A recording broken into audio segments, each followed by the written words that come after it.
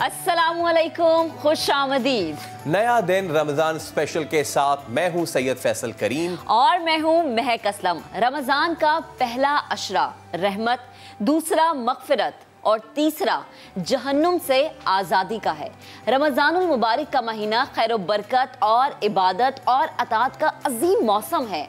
खैर बरकत के इस मौसम में अल्लाह ताला की नेमतों का जितना शुक्र अदा किया जाए उतना ही कम है, क्योंकि खुदा ताला ने हमें जो खुसूसी इनाम व फजल दिया है उस पर अल्लाह रब्बुल इज़्ज़त का शुक्र हमें इस पूरे महीने क्या जब तक सांस है तब तक बजा लाते रहना है। और इसको मौक़े गनीमत जानते हुए अल्लाह ताला और उसके रसूल अकरम सल्लल्लाहु अलैहि वसल्लम की अताअत के कामों में हमें मशगूल रहना है, हराम कामों से इज्तनाब करना है और रमज़ान में खूब इबादत करनी है। इबादत के साथ साथ सदक़ात भी देने हैं, ज़कात भी देनी है और सबसे बढ़कर लोगों के काम आना है, भलाई करनी है, खुशियाँ बांटनी है, लोगों के गम बांटने हैं, उसमें शरीक होना है।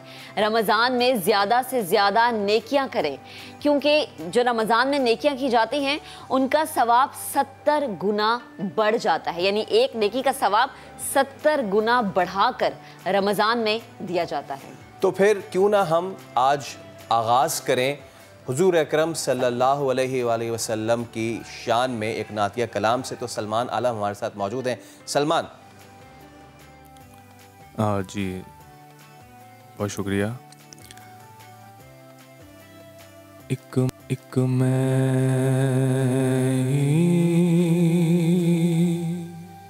मैं ही नहीं उन पर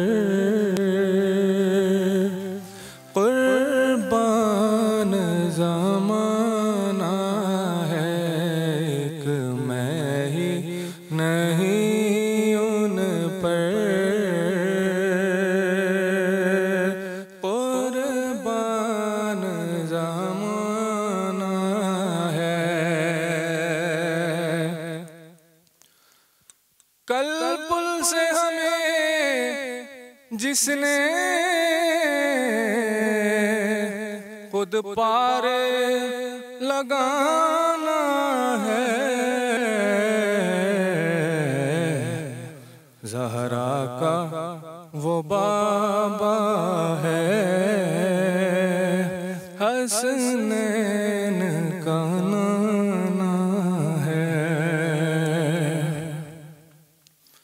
ज़हरा का वो बाबा है, हसनैन का नाना है।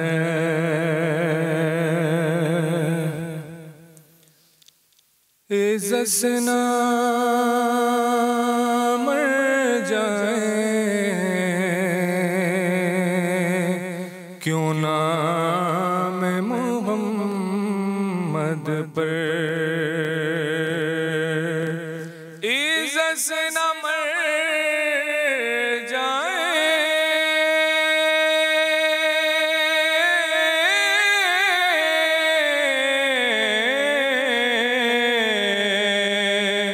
क्यों नाम मोहम्मद पर। हमने किसी दिन यूं भी दुनिया से तो जाना है, और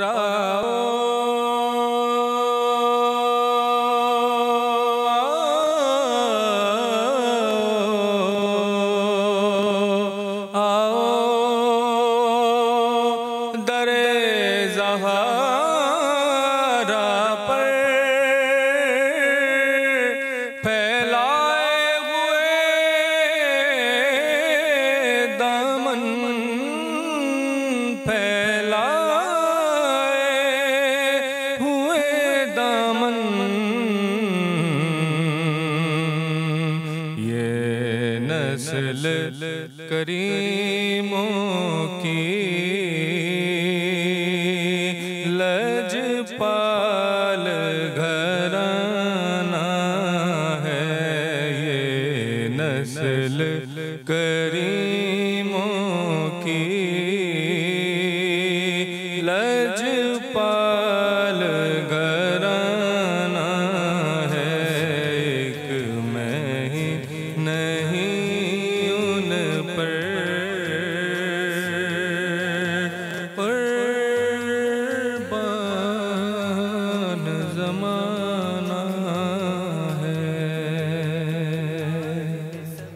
जज़ाकल्लाह जज़ाकल्लाह। और यकीनन इससे खूबसूरत आगाज़ नहीं हो सकता था कि नाम मोहम्मद विर्द किया कर, मुश्क व गुलाब और कैसर व अंबर, महकेंगे फिर सांस के अंदर तेरे शाम सवेरे। सुभान अल्लाह। तो यकीनन बहुत खूबसूरत आगाज़ हुआ है। और इसी के साथ एक और चीज़ है महक, और वो ये कि इस जो हमारा खुसूसी नशरिया है, इसमें रोज़ाना हम आपसे एक हदीस पाक सल्लल्लाहु अलैहि वसल्लम ज़रूर शेयर करेंगे और फिर उस पर गुफ्तगू करेंगे, उसका मफ़हूम जानेंगे, हमारी मौजूदा ज़िंदगी में हम उस हदीस को कैसे लेकर चलते हैं, उस पर अमल करना कितना ज़रूरी है, हमारी मौजूदा ज़िंदगी में हज़ूर करीम सल्लल्लाहु अलैहि वसल्लम की हदीस की कितनी अहमियत है, फिर हम उस पर रोज़ाना डिस्कशन करेंगे। आज की खूबसूरत हदीस मैं पेश करना चाहूँगी। हज़रत अबू हुरैरा रज़ियल्लाहु तआला अन्हु से रिवायत है कि हज़ूर करीम सल्लल्लाहु अलैहि वसल्लम ने इरशाद फरमाया, जब रमज़ान का महीना शुरू होता है तो जन्नत के दरवाजे खुल जाते हैं और जहन्नुम के दरवाजे बंद कर दिए जाते हैं और शयातीन को जंजीरों में जकड़ दिया जाता है। यकीनन। तो अब इसी से हम गुफ्तगू का अपने आगे बढ़ाते हैं। और आज हमने स्टूडियोज़ में ज़हमत दी है अल्लामा कुमैल मेहदवी साहब को।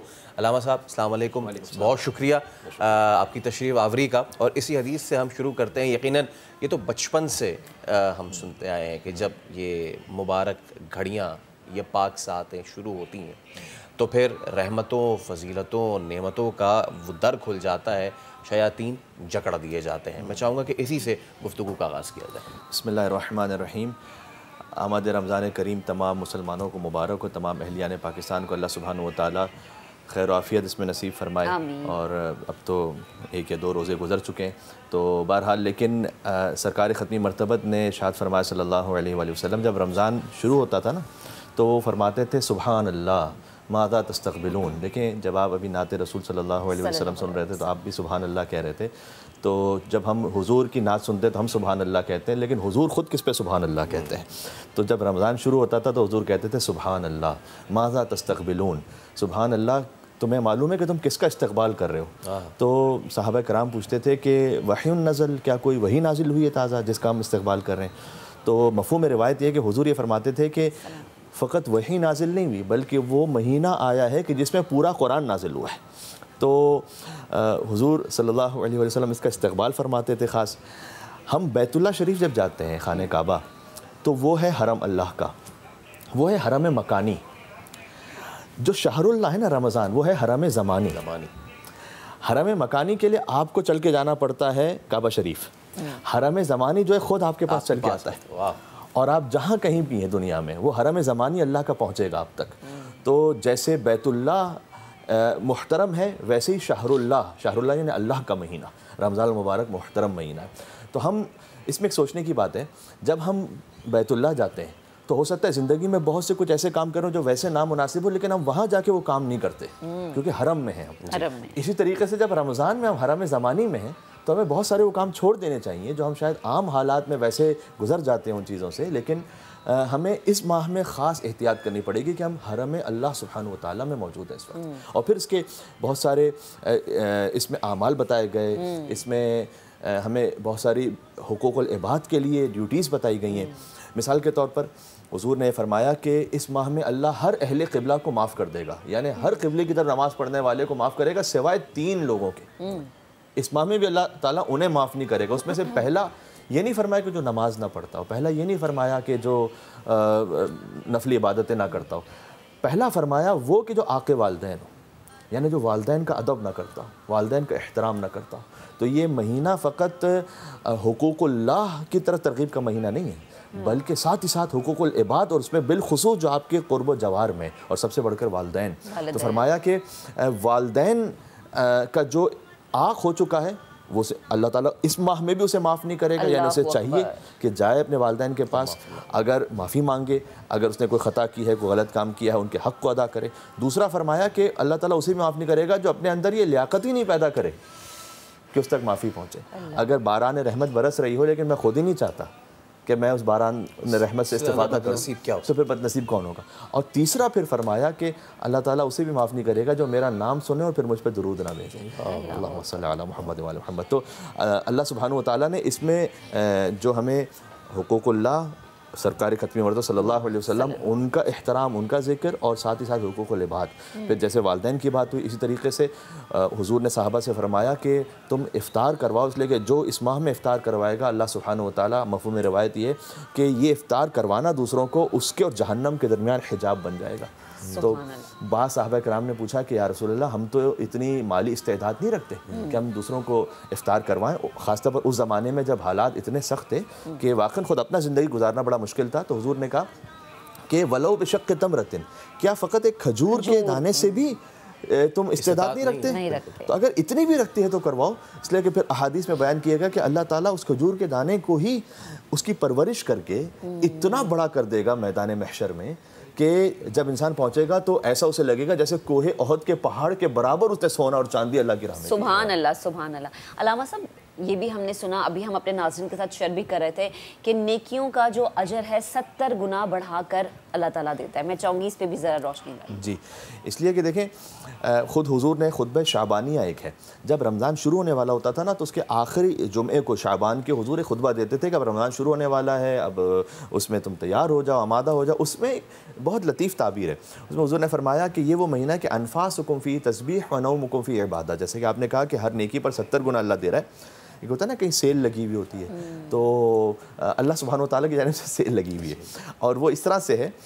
इससे पहले एक और हदीस सुनाता हूँ, वो ये कि सारा साल बंदा इंतज़ार करता है माफ़ी मांग कर कि रब तू मुझे माफ़ कर दे और मेरी नेकी कबूल कर ले। रमज़ान में ये है कि अल्लाह इंतज़ार करता है बंदे का कि तू आ जा मेरे पास। तो यहाँ पर इस किस्म का एक एहतमाम हुआ है। अब हुजूर ने फरमाया कि तुम्हारा सांस लेना तस्बीह, अनफासुकुम फ़ीही तस्बीह व नौमुकुम फ़ीही इबादत। तुम्हारा इस माह में सोना भी इबादत है।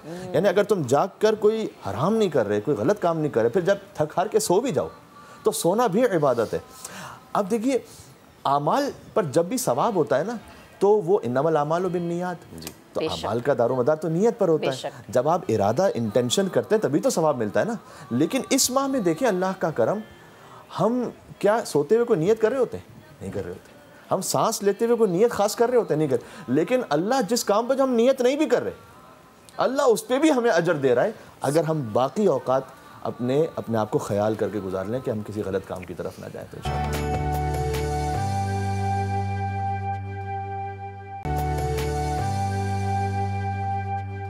अल्लामा साहब, इस जवाब में आपने शुरू में जिस खुतबे का जिक्र किया उसमें हज़रत सल्लल्लाहु अलैहि वसल्लम ने फरमाया कि तैयारी करो, आमादा करो अपने आप को। मैं चाहूँगा कि इसको ज़रा आसान अल्फाज में बयान करें। बहुत सारे लोग हमें ये कहते हुए नज़र आते हैं कि यार रमज़ान आ रहा है, इसकी तैयारी की जाए। ठीक है, एक बच्चा है, इम्तिहान की तैयारी पूरा साल करता है, फिर कुछ नालायक होते हैं जो आखिरी 3 महीने में करते हैं, फिर कुछ कहते हैं एक रात पहले कर लेता हूँ। ठीक है ना, तो ये रमज़ान की तैयारी, ये क्या कॉन्सेप्ट है, ज़रा ये मुझे बताएं। कैसे एक आम आदमी किस तरीके से करे, मतलब कि क्या अपने कपड़े ठीक कर ले, खुशबू का एहतमाम कर ले, या फिर वो क्या करे कि वो कहा जाए कि यार रमज़ान की तैयारी इसकी बड़ी। देखिए, ये ज़ाहिर भी अपने मकाम पर अहम है। इसमें जैसे नमाज के लिए हमसे कहा गया साफ़ सुथरा लिबास पहनो, खुशबू लगाओ, तो ये ज़ाहिर का भी एहतमाम करना चाहिए, उसमें कोई हरज नहीं है। लेकिन असल है रूह और असल है बातिन। तो उस बातिन के लिए जो आमादगी है, उसमें ख़ुद हदीस ही में तकरीबन 8 चीज़ें बयान की गई। मैं उसमें से चंद आपकी खिदमत में पेश करता हूँ कि तैयारी कैसे करो।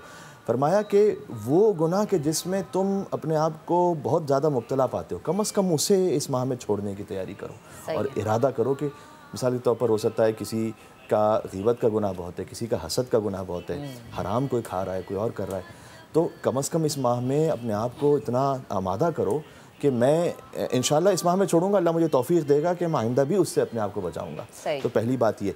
फिर फरमाया, जो उन 8 चीज़ों में से एक ये भी फरमाई कि तुम्हारी गर्दन पर अगर किसी की अमानत है तो अदा करो। इसलिए मैं कह रहा हूँ कि हमारा जो तैयारी से दिमाग फ़कत ज़ाहिरी इबादतों में जाता है, हम जो बंदों के साथ हमारा ताल्लुक़ है उस पर नहीं सोच रहे होते। देखा कि अगर तुम्हारी गर्दन पे किसी की अमानत बाकी है और वक्त आ गया तुम उसको अदा करो। इसलिए कि अगर हुकूक़ नास आपने किसी ने गस्ब कर लिए हैं और वो कर्जा लेके बैठ गया है, मतलब अब अमानत नहीं दे रहा वो, तो इसका मतलब है कि वो रमज़ान की तैयारी नहीं कर रहा। इसका मतलब है। फिर फरमाया कि अपने दिल से कीना दूर करो दूसरों के लिए। इस तरह से तकरीबन इसमें आपको तमाम चीज़ें ज़्यादातर वो मिलेंगी कि जिसका ताल्लुक़ बंदों से। हाँ, उसमें इबादत का ताल्लुक़ ये ज़रूर है कि फरमाया कि रात का कुछ हिस्सा कम अज़ कम उसमें क़याम करो, पूरी रात नहीं कर सकते, कुछ हिस्सा कम से कम क़याम करो। सदक़े का ज़्यादा अहतमाम करो, इसलिए कि एक बड़ी लतीफ़ हदीस है, फरमाया कि जो सदका है वो जब तुम देते हो तो वो मुस्तहिक के हाथ में पहुँचने से पहले अल्लाह के हाथ में पहुँच जाता है। यानी अल्लाह सुब्हानहू व तआला की खिदमत में तुम पेश करो तो उसका ज़्यादा से ज़्यादा अहतमाम करो। ये सब तैयारियां हैं माह रमज़ान मुबारक की। अलावा साहब अगर इसमें हम ये भी ऐड करें कि खुद एहतसाबी भी बहुत ज़रूरी है इस पूरे महीने में, क्योंकि पूरे साल में तो हम जो इस महीने में एक्टिविटीज़ करते हैं पूरे साल हम नहीं लेके चल पाते उन्हें, जो कि ज़रूरी है कि लेके चलें। लेकिन मैं चाहूँगी आप ऐड करें कि खुद एहतसाबी कितनी ज़रूरी है। मिसाल एक छोटी सी देना चाहूँगी, हमने किसी का कर्ज लिया हुआ है, हम किसी के पैसे नहीं दे रहे और हम बड़ी बड़ी इफ्तारियाँ करवा रहे हैं, हम बड़े बड़े इज्तिमा करवा रहे हैं, क्या वो कबूल हैं? नहीं, हरगिज़ नहीं, इसलिए कि जो फ़र्ज़ है वो तो पहले उसका जवाब देना है। तो ये आपका बड़ा अच्छा सवाल है कि बहुत से लोग वो दूसरों का हक़ तो मान लेते हैं लेकिन 10-10 उम्रा करके आते हैं। तो वो उर्दू में शायद इसीलिए मुहावरा बनाएगा कि 900 चूहे खा के बिल्ली हज को चली। तो पहले आपने वो हक़ अदा करना है कि जो अल्लाह ताला उसका सवाल करेगा। और कुछ लोग इसे, मैं बड़ा आपसे वाज़ेह तौर पर कहूँ कि इन अमाल को बल्कि अपने लिए एक शील्ड के तौर पर यूज़ करते हैं, दिखावे के तौर पर यूज़ करते हैं। भाई मैं तो बड़ा मुत्तकी हूँ, मैं तो बड़ा दीनदार हूँ, जबकि बीवी का हक़ नहीं अदा करता, मिसाल के तौर पर उनसे तल कलामी करता है, बच्चों से अगर जो है ना वो सही तरीके से बात नहीं करता, वालिदैन से सही तरह, फिर आप 10 उम्रे करते जाइए, फिर आप जो है ना बार बार जाते जाइए। अल्लाह सुब्हानहू व तआला पहले इसका सवाल करने वाला है। तो इसलिए एक हदीस और भी है, फरमाया हासिबु क़ब्ल अन तुहासिबु, अपना हिसाब करो इससे कबल कि तुम्हारा हिसाब वहाँ किया जाए। तो ख़ुद अपना हिसाब करो। एक बहुत बेस्ट सेलर बुक एक ज़माने में जो रही स्टीफन कोवे की, 7 habits of the highly effective people, तो उसमें उसने जो 7 आदतें लिखी कामयाब लोगों की, उसने तो यहाँ दुनिया के हिसाब से लिखा, उसका वो मंजर कोई क़यामत वगैरह के हवाले से नहीं सोच रहा वो, लेकिन यहाँ पर भी बड़ी काम की बात लिखी। वही कहा कि देखें जब फ्यूनरल होता है तो वेस्टर्न कल्चर ये है कि फ्यूनरल में उसका एक दोस्त, उसका कोई कज़न, उसका कोई अजीज़ वो आके उसके बारे में स्पीच करता है कि भाई ये मरने वाला कैसा था, मेरे से क्या ताल्लुक़ था, और उसके बारे में उसको अच्छे कलमात का इजहार करता है। तो वो उन्होंने ये लिखा कि फ़र्ज़ करो कि तुम्हारा जनाजा है, अभी से फ़र्ज़ कर लो, ठीक, और कोई तुम्हारे बारे में, तुम्हारा दोस्त, तुम्हारा भाई आके बात करे तो वो क्या कहेगा तुम्हारे लिए, क्या हकीकत बयान करेगा। तो जस्ट राइट इट डाउन, तुम खुद लिखो उसे कि तुम कहाँ हो इस वक्त। यानी बात वही होगी कि अपना पहले खुद हिसाब करो, और जो अपना हिसाब कर लेता है उसे इस्लाह का मौका नसीब हो जाता है। जो हिसाब नहीं करता तो फिर वहाँ हिसाब होगा जहाँ कोई इस्लाह का मौका भी नहीं। बेशक, इनफरादियत से लेके इज्तमाइयत तक जी हमारा दीन, मज़हब और ये पाक महीना हमें इनफरादी तौर पे भी अपने आप को बहुत बेहतर करने का मौका फ़राहम करता है, इज्तमाई तौर पे यगानगत अख़ुवत का दर्स भी देता है, जिसकी मिसाल हम देखते हैं सहरियों का अहतमाम, इफ्तारियों का अहतमाम, ये चीज़ें हो रही हैं। अच्छा लामा साहब, जिस तरह कहा जाता है ना कि मोमिन की जो नमाज है वो मस्जिद के बाहर असल शुरू होती है, उसका इम्तिहान, इसी तरह एक मोमिन का जो रोज़ा है उसका असल तो इम्तिहान होगा शुरू रमज़ान के बाद। तो इसीलिए आपकी गुफ्तगू से मैं वो बात कनेक्ट करना चाहूँगा। आपने कहा कि ये वो मौका है कि जहाँ हम खुद पे थोड़ा थोड़ा अपने आप को वो करें, तो मैं चाहूँगा इस पर ज़रा सी और मुफस्सल गुफ्तगू करें कि जैसे कि अगर एक शख्स में कोई भी थोड़ी बहुत, जैसे बहुत सारे लोग ये करते हैं कि जी मुझे इस महीने थोड़ा कम खाना है ताकि मैं अपने आप को ज़रा बेहतर कर सकूँ। अच्छा, ये दुनियावी एतबार से तो है ही, लेकिन इसका तो अहादीस में भी तस्करा है कि आप किस तरीके से खाएं और किस तरीके से तमाम तर मामलात करें। मैं चाहूँगा कि वो लोग जो सोचते हैं कि मैं इतनी सारी चीज़ें कर लूँ, वो शायद बर्डन हो जाते हैं। क्यों ना छोटी छोटी चीज़ों से शुरू करें और छोटी छोटी नेकियों से आगाज़ करें, उसको अपना बनाए शार, ताकि वो लॉन्ग टर्म में फिर वो चीज़ बड़ी होती जाए। इससे ज़रा बेशक इसमें एक बात है, जैसे कि हम बहुत सारे और कमर्शियल मटेरियल्स में देखते हैं कि इस्तेमाल से पहले इस्तेमाल के बाद ये होता है, तो होता है रमज़ान से पहले रमज़ान के बाद। ये जो तस्वीर है ना, ये मुख्तलिफ होनी चाहिए एक मुसलमान की, कि रमज़ान जब शुरू हुआ था तो अगर उसमें कोई बदअखलाक़ी थी घर में, तो रमज़ान के बाद बेहतरी आनी चाहिए, उसमें बच्चों से शफ़क़त में बेहतरी आनी चाहिए, आपके अपने मामलात में बेहतरी आनी चाहिए। और एक बात और भी अहम है, खुश अखलाक फ़कत वो नहीं है कि जो बाहर बहुत अच्छा है, खुश अखलाक असल में वो है जो घर के अंदर बहुत अच्छा है। जो कि खुश अखलाक बाज़ लोग अपने दोस्तों के साथ या कस्टमर्स के साथ जो उनका वो तो बड़े अच्छे होते हैं, वो तो देखिए बिज़नेस एथिक्स है, वो तो आप अपने बिज़नेस के लिए, अपनी जॉब के लिए आपने करना ही करना है। लेकिन असल नेक वो है जो घर के अंदर अच्छा है, जिसका उसका घर के अंदर घर वालों से अखलाक बहुत अच्छा है। तो बाज़ लोगों में बदकिस्मती से होता है कि घर के बाहर तो बड़े अच्छे थे, बड़े हंसमुख थे, लेकिन जब घर के अंदर पहुँचे तो वो उन्होंने बच्चे को दो जो थप्पड़ लगा दिए, दो मार थे। तो नहीं, आपने घर के अंदर सब्र करके दिखाना है, और ख़ास तौर पर मर्द होने की वजह से ज़्यादा उसकी ज़िम्मेदारी बनती है, क्योंकि अल्लाह सुब्हानहू व तआला ने उस पर ज़्यादा ज़िम्मेदारी रखी है।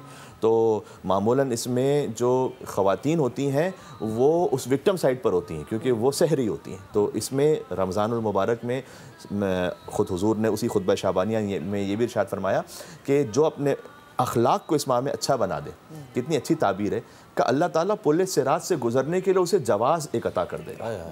यानी ये कि अगर उसके कोई बाकी मामला दूसरे ख़राब भी होंगे ना, तो अल्लाह ताला एक जवाज़ दे देगा कि तुमने अखलाक अच्छा किया था, गुजर जाओ। तो ये हमें तस्वीर अपने आप को वही हिसाब किताब खुद मुहासबा करना है कि रमज़ान से पहले हम कैसे थे, रमज़ान के बाद हम कैसे हैं, और अगर कोई इस माह में भी अपने आप को ना बदल सका तो उसी खुतबा शाबानिया का इख्तिताम पता है कहाँ होता है कि हुजूर ने फरमाया, मफ़हूम हदीस ये है कि जो इस माह में भी ना बख्शा गया, फिर वो आइंदा रमज़ान तक फिर उसके पास मौका आएगा कि वो अरफा पे या तो पहुँचे हज पर, वहाँ पर अपने आप को बख्शिश करवाए। इसलिए कि जो इसने यहाँ मौका खो दिया तो अब उसको तौफीक इसका मतलब नहीं मिलने वाली, उसके अंदर ये ज़रफ़ियत और इस्तेदाद और लियाकत ही नहीं है। फिर फिर पता नहीं अगले साल तक कौन जिंदा रहे, क्या नसीब हो क्या ना। तो ये मौका है। मैं अपने आप के लिए कह रहा हूँ, बाकी सब इंशाल्लाह अल्लाह ताला सबको तूल उम्र अता फरमाए कि हर रमज़ान को आखिरी रमज़ान समझते हुए ऐसे गुजारें कि पता नहीं अगली बार नसीब हो ना हो। तो अगर इसमें अपने आप को बदल दें तो इंशाल्लाह अल्लाह ताला एक कदम आप आगे बढ़ाएंगे ना, तो अल्लाह सुब्हानहू व तआला 10 कदम आगे बढ़ाकर बंदे का इस्तक़बाल करता है। बिल्कुल ऐसे। और लामा साहब, हम फिर इसीलिए तो दुआएं करते हैं कि अल्लाह हमें तौफीक अता करे। तौफीक अगर होगी तो यकीनन तभी हम राह रास्त पर आ सकेंगे। बहुत खूबसूरत गुफ्तगू आपसे जारी है, लेकिन एक ब्रेक लेने का वक्त है, तो एक ब्रेक लेते हैं। ब्रेक के बाद जब दोबारा हाजिर होंगे, दोबारा से अल्लामा साहब से बात करेंगे। और भी बहुत सारी चीज़ें हैं, बहुत सारी बातें हैं जो कि इस पूरे महीने में और आज के दिन में हमने आपसे करनी है, लेकिन एक ब्रेक के बाद।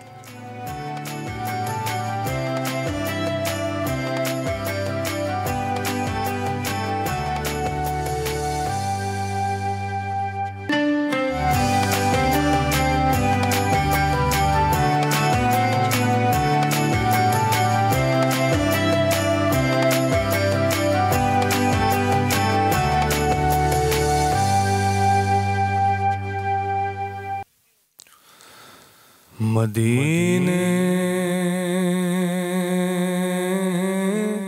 से बुलावा रहा है,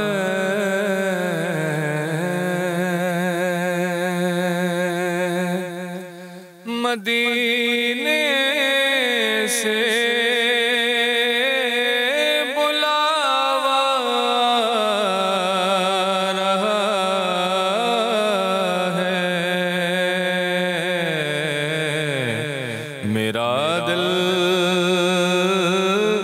मुझसे पहले जा रहा है,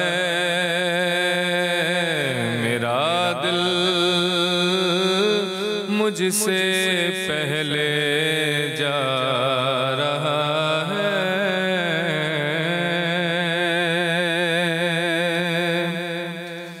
यहाँ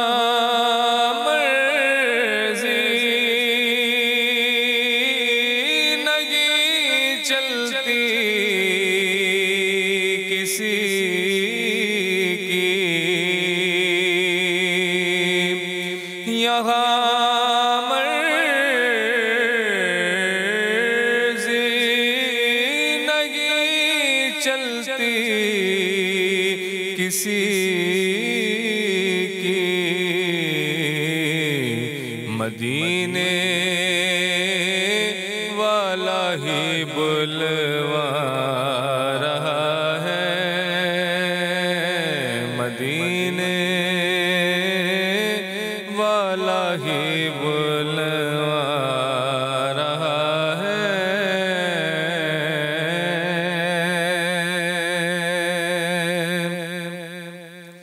शबे फुरक़त से दिल घबरा रहा है, मदीना आपका याद आ रहा है,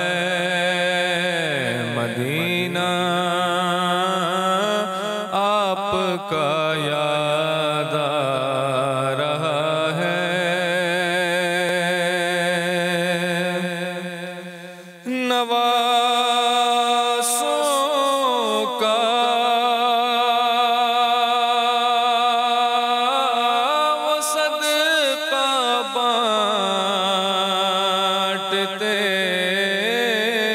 हैं,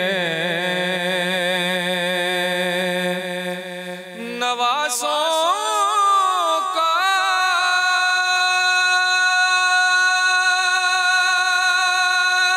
वो सदका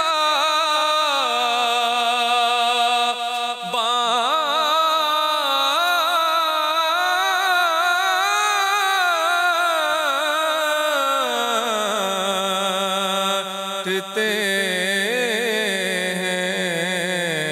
हैं। ज़माना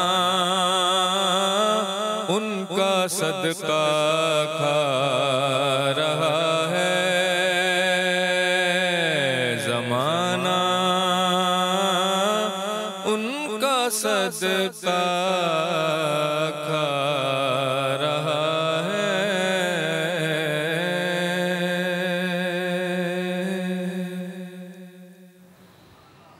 सुभान अल्लाह, सुभान अल्लाह। यकीनन दरे नबी पे खड़ा रहूं मैं, खड़े ही रहने से काम होगा। खूबसूरत नात पेश की और हमारे साथ हमारे अल्लामा कुमैल मेहदी साहब तो मौजूद हैं ही। इसी असना में हमें ज्वाइन किया है डॉक्टर सना फारूक ने भी। थैंक यू सो मच, बहुत शुक्रिया, आप तशरीफ़ लाएँ। लेकिन इसी बीच मैं देख रहा हूँ कि मेरी जो को होस्ट हैं महक असलम, वो यहाँ से गायब हो चुकी हैं। तो वो बिल्कुल इस वक्त मेरे सामने मौजूद हैं। तो महक, क्या वजह आन पड़ी कि आप यहाँ से उठ के वहाँ चली गई? फैसल, मैं इस वक्त नया दिन रमज़ान स्पेशल के किचन में मौजूद हूँ और शेफ़ बासित उस्मानी मेरे साथ मौजूद है। अस्सलाम वालेकुम, रमज़ान मुबारक। भाई, हम रोज़ाना की बुनियाद पे क्विक वाली एक रेसिपी बताया करेंगे आपको, जो कि आप बड़े मज़े से खा सकते हैं, खिला भी सकते हैं। इस पूरे रमज़ान में डेली बेसिस पर आप लोगों के लिए ये किचन सजा करेगा, जिसको स्पॉन्सर किया है डालडा ने और इसके साथ ही साथ कोको कोला ने। तो आज बनने क्या जा रहा है, मैं पहले बासित आपसे पूछूंगी। आज हम बना रहे हैं बहुत ही क्विक और सिंपल सी रेसिपी है, ढाका चिकन। ढाका चिकन, सही है। तो चिकन के लिए जो चीज़ें हैं वो भी हम बताएंगे। सबसे पहले जो है मैं कढ़ाई के अंदर ऑयल डाल रहा हूँ, ताकि डालडा कुकिंग ऑयल। और बचपन से हमारे घरों में ही आता है, जहाँ मामता वहाँ डालडा, और डालडा में पकाएं, हेल्दी रहें। और बड़ा ज़रूरी होता है कि आपके पास अगर एक हेल्दी किचन, और हेल्दी किचन में कुकिंग ऑयल ऐसा है जो कि कम यूज़ भी होता है और आपको हेल्दी भी रखता है, आपको फिट भी रखता है। क्योंकि रमज़ान में होता है यह कि पकोड़े भी बनते हैं, समोसे भी बनते हैं। सो ढाका चिकन की रेसिपी पहले मैं चाहूँगी कि हम जो है वो शेयर भी करें रेसिपी में। हम कौन कौन से ढाका चिकन बनाने के लिए जो है मैं सबसे पहले हाफ के जी बोनलेस चाहिए, ठीक है। उसको मैंने जो है स्क्वायर क्यूब कट में काट लिया, इसके फ्ले निकाल के, ओके, ठीक है। इसकी मैरिनेशन जो है बहुत सिंपल सी है। 2 एग मैं यहाँ पे लूँगा, ठीक है। जल्दी से आप लोग ना फ़ौरन से घर में बैठे जो हमें देख रहे हैं ना, जल्दी से नोट करना शुरू करते हैं। 2 अंडे लिए गए हैं भाई, और हाफ के जी चिकन। बिल्कुल हाफ के जी चिकन है। और 2 अंडों को जो है मैं बीट कर लूँगा, और इसी अंडों के अंदर जो है सारे मैं अपने मसाले ऐड कर लूँगा। सही है, ठीक है। यहाँ पे मैं ले रहा हूँ हाफ टी स्पून ज़ीरा पाउडर, सही है। हाफ टी स्पून पिसा हुआ धनिया, आधा चम्मच। 1 टीस्पून मैं यहाँ पे लूँगा पिसी हुई सफ़ेद मिर्ची, सही है, वाइट पेपर जिसे कहा जाता है, ओके, ठीक है। यहाँ पे मैं 2 टीस्पून ले रहा हूँ कुटी हुई मिर्ची, 2 चाय का चम्मच, छोटा चाय का चम्मच होना चाहिए, छोटा चाय का चम्मच, 2 कुटी हुई मिर्ची, ठीक है। और रेड चिली पाउडर, पिसी हुई लाल मिर्च 1 टीस्पून, सही है, ठीक है। और यहाँ पे मैं ऐड कर रहा हूँ 1 टीस्पून चिकन पाउडर, ओके।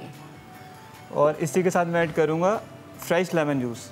यहाँ पे मैं फ्रेश लेमन जूस का इस्तेमाल कर रहा हूँ, प्रिजर्व वाला, क्योंकि इसका ये लेमन कितने यूज करें आप? ये पूरा एक पूरा लेमन आपने। आधा किलो के अंदर। बड़ी आसान सी रेसिपी है। हमारे घरों में अमूमन किचन में ये सारी चीज़ें मौजूद होती हैं, और रमज़ान में तो माशाल्लाह माशाल्लाह अल्लाह की रहमत ऐसी होती है कि हमारे किचन जो हैं वो भरे होते हैं इन चीज़ों से। सो जो लोग नोट कर रहे हैं ना, वो अपने अपने जायके के हिसाब से ये चीज़ें बढ़ा भी सकते हैं। इसी सारे मसाले को जो है हम लोग अंडे के साथ जो है बीट कर लेंगे। अच्छा, इस बीच में मैं जब यहाँ से बैठ के देख रहा हूँ तो महक ने 3 मरतबा कहा है ये कि वो लोग जो घर में बैठ के वो फ़ौरन नोट कर रहे हैं। जो घर में बैठ के वो तो नोट कर रहे हैं, आप नोट कर रही हैं। अच्छा, ये एक बड़े मजे की चीज़ है। जी जी। ऑनेस्टली स्पीकिंग कि जब ये चीज़ शुरू होने वाली थी ना, तो मैंने बादशाह से कहा, बादशाह देखे कुछ मसालों के नाम मुझे नहीं याद है, वो आप मुझे बताएंगे। कुछ के नहीं याद है। ग्रोसरी की इतनी आदत हो गई कि अब कुछ मसालों के नाम याद हो चुके हैं। तो मैं भी ये नोट डाउन करी हूँ, अपने मियाँ को भी खिलाऊंगी, अम्मा को भी खिलाऊंगी। मैं भी ट्राई करूंगी। तो आप लोग जो घरों में बैठे हैं वो भी आप लोग भी ट्राई कर सकते हैं। अच्छा, इसको 10 से 15 मिनट जो है वो मैरिनेट करके छोड़ देंगे, ठीक है। ओके जी। उसके बाद जो है यहाँ पे मैंने ब्रेड क्रम्ब निकाला हुआ है, सही है, ठीक है। ब्रेड क्रम्ब के अंदर जो है मैं सेसमी सीड, जिसे सफेद तिल कहा जाता है। ओके, ठीक है, सफेद तिल भी है। ये आप कितने लेंगे? ये 100 ग्राम के करीब है। ओके, 100 ग्राम सफेद तिल हैं जो कि आप ब्रेड क्रम्ब के अंदर ऐड करेंगे। मिक्स कर दूंगा, ठीक है। इसको अच्छे से मिक्स करके इसको, क्योंकि एग है तो बाइंड भी हो जाएगी हमारे चिकन, तो आपको कुछ और एक्स्ट्रा लगाने की चीज लगाने, लेकिन आपने इसको अभी 10-15 मिनट छोड़ना है। सही है, अभी हम इसको 10-15 मिनट छोड़ दें, तब तक हमारा ऑयल भी गर्म हो जाएगा, उसके बाद हम फ्राई फिर फैसल आपकी तरफ में आती हूँ। अलामा साहब भी हमारे साथ मौजूद हैं। पहले मैं एक फैसल अलामा साहब से जो है वो एक सवाल करना चाहूंगी। अलामा साहब, अगर इजाजत हो फैसल आपकी, अभी मैं ब्रेक में ये चीज सोच रही थी कि बहुत सारे लोग होते हैं पहले रोजे में, दूसरे रोजे में, तीसरे रोजे में काफी एक्टिव हमें नजर आते हैं। फजर की नमाज भी अदा हो रही है, जोहर की भी हो रही है, but with the passage of time जैसे रमजान गुजरता है, ग्रेजुअली उनकी एनर्जी डाउन होना शुरू हो जाती है। मैं चाहूंगी प्लीज इस पे कमेंट आप करें कि पूरे रमजान आपने एनर्जेटिक रहना है, वो जज्बा जो पहले रोजे में है, दूसरे रोजे में है, वो थ्रू आउट रमजान, बल्कि इवन अगर आफ्टर रमजान भी हो तो क्या एक खूबसूरत बात है। देखिए, इसमें एक बात थोड़ा बहुत तो इंसानी फितरत भी है कि खुद हदीस शरीफ में आया है कि इन्ना लिल क़ुलूबि इक़बालन व इदबारा, कि कभी दिल माइल होता है इबादत की तरफ बहुत ज़्यादा, और कभी दिल इतना माइल नहीं होता। ये देखिए, इंसानी नफ्सियात है, उसका मिजाज, उसका मूड वो चेंज होता रहता है। तो फरमाया कि फ़ैज़ा अक़बलत, जब दिल माइल है तुम्हारा फ़तनफ़लू, तो फिर जितना नफल इबादत कर सकते हो करो, इसलिए कि दिल माइल है, शौक़ से कर रहे हो। कभी आपका दिल होता है कि आपने एक नमाज़ पढ़ी, आप कहते हैं कि एक और नफल पढ़ लेता हूँ, कुछ कुरान भी पढ़ लेता हूँ, कुछ और भी नेकी कर लेता हूँ। और अगर दिल माइल नहीं है इस वक्त इतना, फ़अलैकुम बिल फ़राइज़, तो फ़र्ज़ तो पूरा करना ही करना है, फ़र्ज़ तक कर लो और फ़र्ज़ पर फिर अपने आप को रोक लो। यानी हमें नफल और मुस्तहब इबादतों के लिए ये उसूल दिया गया कि दिल आमादा हो उतना जाओ आगे, अपने ऊपर बर्डन करके, फोर्स करके, ज़बरदस्ती ये नहीं कि बस मैं ख़त्म कर लूँ जल्दी जल्दी चीज़ों को, बल्कि अपने दिल से वो इबादत के जो कुछ देर की जाए वो ज़्यादा बेहतर है उस इबादत से कि जो बेदिली से हम फ़कत एक लकलका लिसानी की हद तक कर रहे हैं या किसी और को दिखाने के लिए करेंगे, देखो मैंने कितना कर लिया। तो इसमें इस बात का एहतमाम रखें कि अगर आप थोड़ा कर सकते हैं तो थोड़ा करें, लेकिन ऐसा करें कि जो जारी और सारी रहे, कंटिन्यूस रहे। इस तरीके से बाज़ लोग होते हैं कि जो एक दिन उन्होंने सारी नमाज़ें पढ़ ली, सब कुछ कर लिया, अगले दिन सोते रहे, कुछ पता ही नहीं है। तो ये ना करें, बल्कि आप इस तरीके से करें कि जो फ़र्ज़ है वो अपने ऊपर रखें। हाँ, नफल में मैं उतना जाऊँगा आगे जितना मेरे इम्कान में होगा, और इंशाल्लाह उसको कोशिश करता रहूँगा। जी,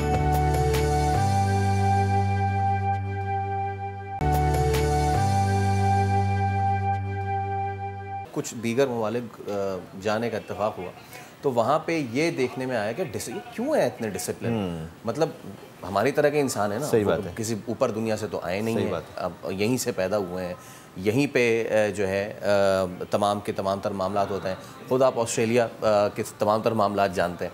तो ये हमारी कौम में मैं एक जेनरिक सवाल कर रहा हूँ कि ये मुस्तकिल मिजाजी, ये कंसिस्टेंसी सिर्फ दीनी मामलात से नहीं बल्कि दुनियावी मामलात में भी, हमारे सिविक सेंसेस में भी, ये आते आते कितना टाइम लगेगा? देखें, शायद इसके जो सोशल साइंसेस में होता है ना कि एक ट्रिकल डाउन इफेक्ट होता है ऊपर से नीचे तक। तो जब आप उस अपर लेवल पर मामलात को सही कानून के मुताबिक चलाएंगे, आजकल तो खैर सियासी हालात भी बड़े गर्म है तो कहीं उस पर मेरा कमेंट ना हो जाए क्योंकि मजहबी प्रोग्राम है तो मैं उस तक रहना चाहता हूँ, लेकिन वो ट्रिकल डाउन इफेक्ट होता है नीचे तक। और साथ में ये बात है कि जैसी कौम वैसे हुक्मरान, तो ये दो तरफा मामला है हमारा कि हमें एक दूसरे से सीख कर, एक दूसरे को बर्दाश्त करते हुए अपने आप को बेहतर बनाना होगा। और रमज़ान इसका इसलिए अच्छा सा महीना है कि देखिए इसमें कुछ चीज़ें बाय फोर्स अल्लाह ताला आपके लिए मैनेज कर लेता है। यानी क्या, एग्जैक्ट टाइम है कि आपने कब सहरी बंद कर देनी है, जी, एग्जैक्ट टाइम है कि कब आपने इफ्तार करना है, ये जो चीज़ें हैं ना कि फिर उसमें सोने का टाइम, उठने का टाइम, ये मैनेज खुद ब खुद हो जाता है। तो कुछ चीज़ें अल्लाह ताला ने आपको बाय फोर्स मैनेज करवा दी हैं कि आप इसमें ख्याल कर लीजिए तो इंशाल्लाह बाकी उम्र भी आपके खुद ब खुद मैनेज होते चले जाएंगे। खूबसूरत बात थी। अच्छा, क्योंकि जो हमने अपने शो के प्लेटफॉर्म से हमेशा कोशिश ये की है कि हम माशरे का जो हर तबका है उसको एड्रेस करें, तो इसी तरीके से एक बड़ा अहम मौजू है और मैं चाहूँगा कि अब हम ज़रा उस पर बात करें और उस पर फिर डॉक्टर साहिबा भी रोशनी डालेंगे और मैं तो चाहूँगा कि अलामा साहब भी उस पर ज़रूर गुफ्तगू करें कि जो हमारा बिहेवियर होता है, हम अपने आप को नॉर्मल समझते हुए उन लोगों को शायद नॉर्मल बिहेवियर नहीं रखते जो हमसे कुछ मुख्तलिफ होते हैं, लेकिन वो मुख्तलिफ होना ही तो शायद खूबसूरती है। ऑटिज़म एक बड़ा अहम मामला है, इस मौजू पे जामिया कराची में एक सेमिनार का इनेकाद किया गया। पहले हम अपने नुमाइंदे खिज़र आज़म की रिपोर्ट देखते हैं, फिर इस पर हम बात करेंगे।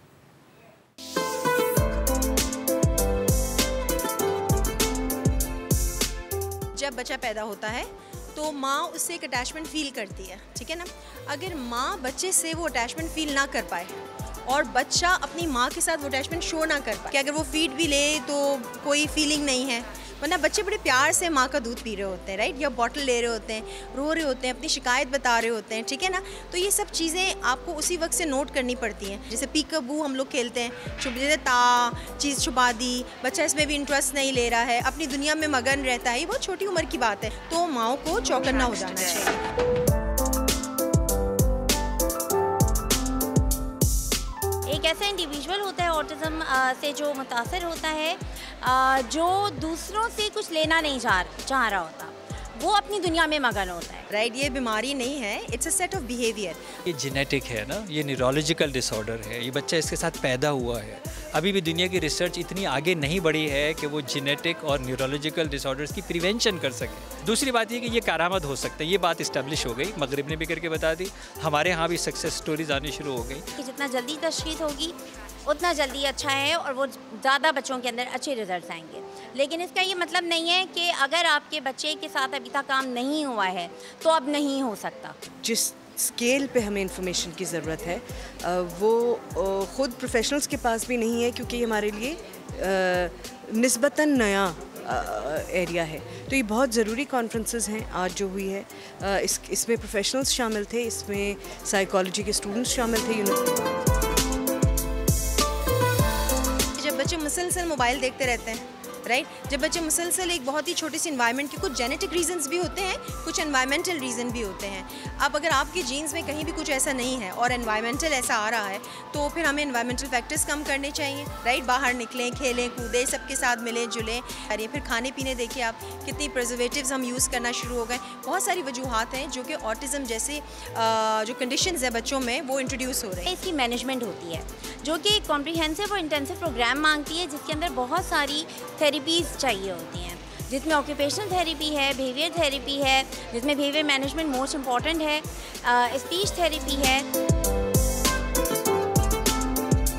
हमारी कोशिश ये है कि हम लोगों के अंदर आगाही फैलाएं, उनको अवेयर करें कि हाँ, इन बच्चों के लिए हमें और सेंटर्स बनाने की ज़रूरत है कि जिसमें उनके एडोलेसेंट्स एंड एडल्ट्स की जो नीड्स हैं वो पूरी हों, उनको वोकेशनल ट्रेनिंग कराई जाए और उनकी जॉब प्लेसमेंट हो। हर एक की ज़िंदगी का कुछ चैलेंज तो होता है ना, तो आप क्या करते हैं? उन बच्चों को कास्ट असाइड तो नहीं करते, उन्हें छुपा के तो नहीं रखते, उनको उनकी जो पॉसिबिलिटीज़ हैं उनको एक्सप्लोर किए बगैर अगर हम उन्हें एक कोने में डाल देंगे तो ये तो जुल्म के ज़ुमरे में आता है मेरे नज़दीक। तो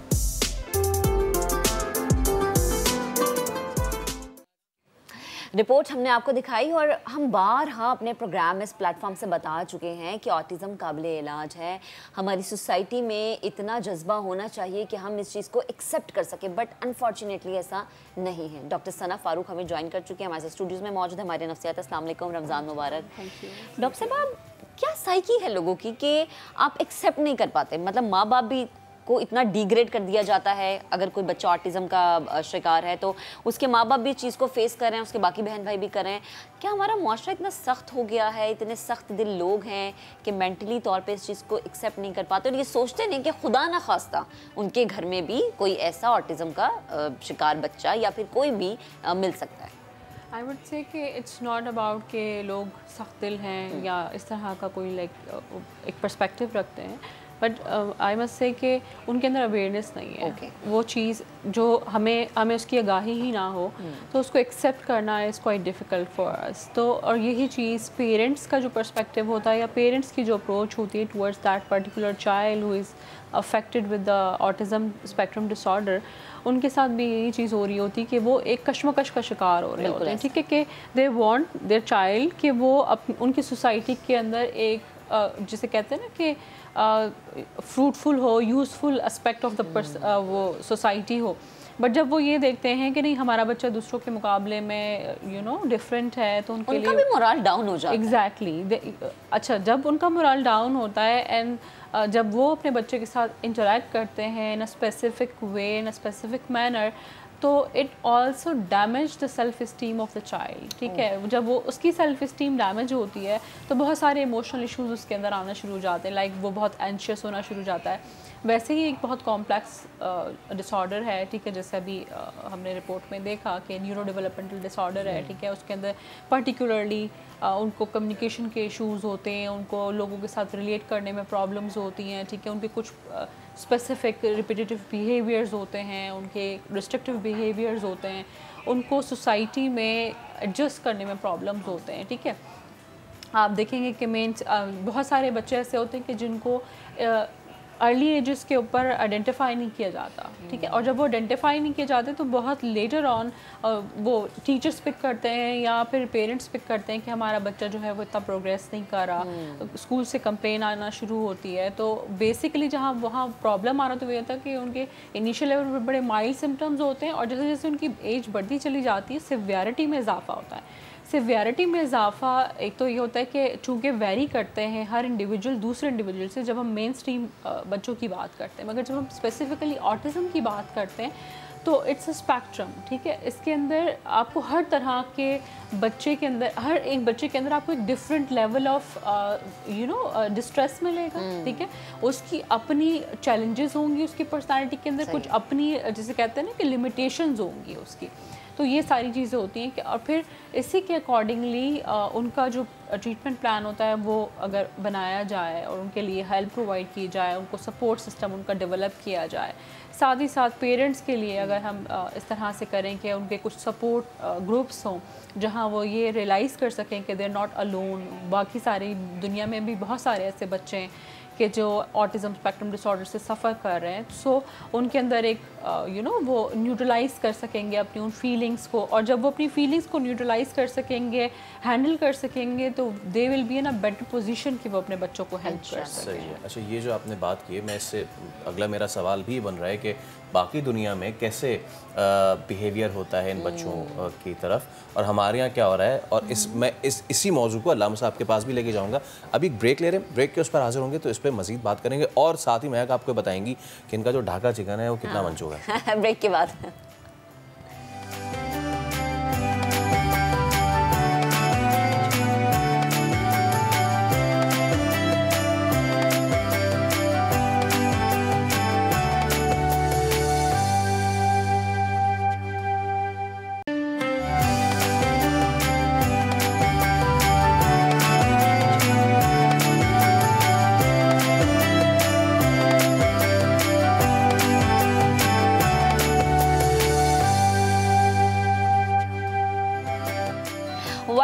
वंस अगेन एक दफ़ा फिर से मैं नया दिन रमज़ान स्पेशल के किचन में मौजूद हूँ और शेफ़ बासित, जिन्होंने शेफ़ हो गया पूरा 15 मिनट हो गए।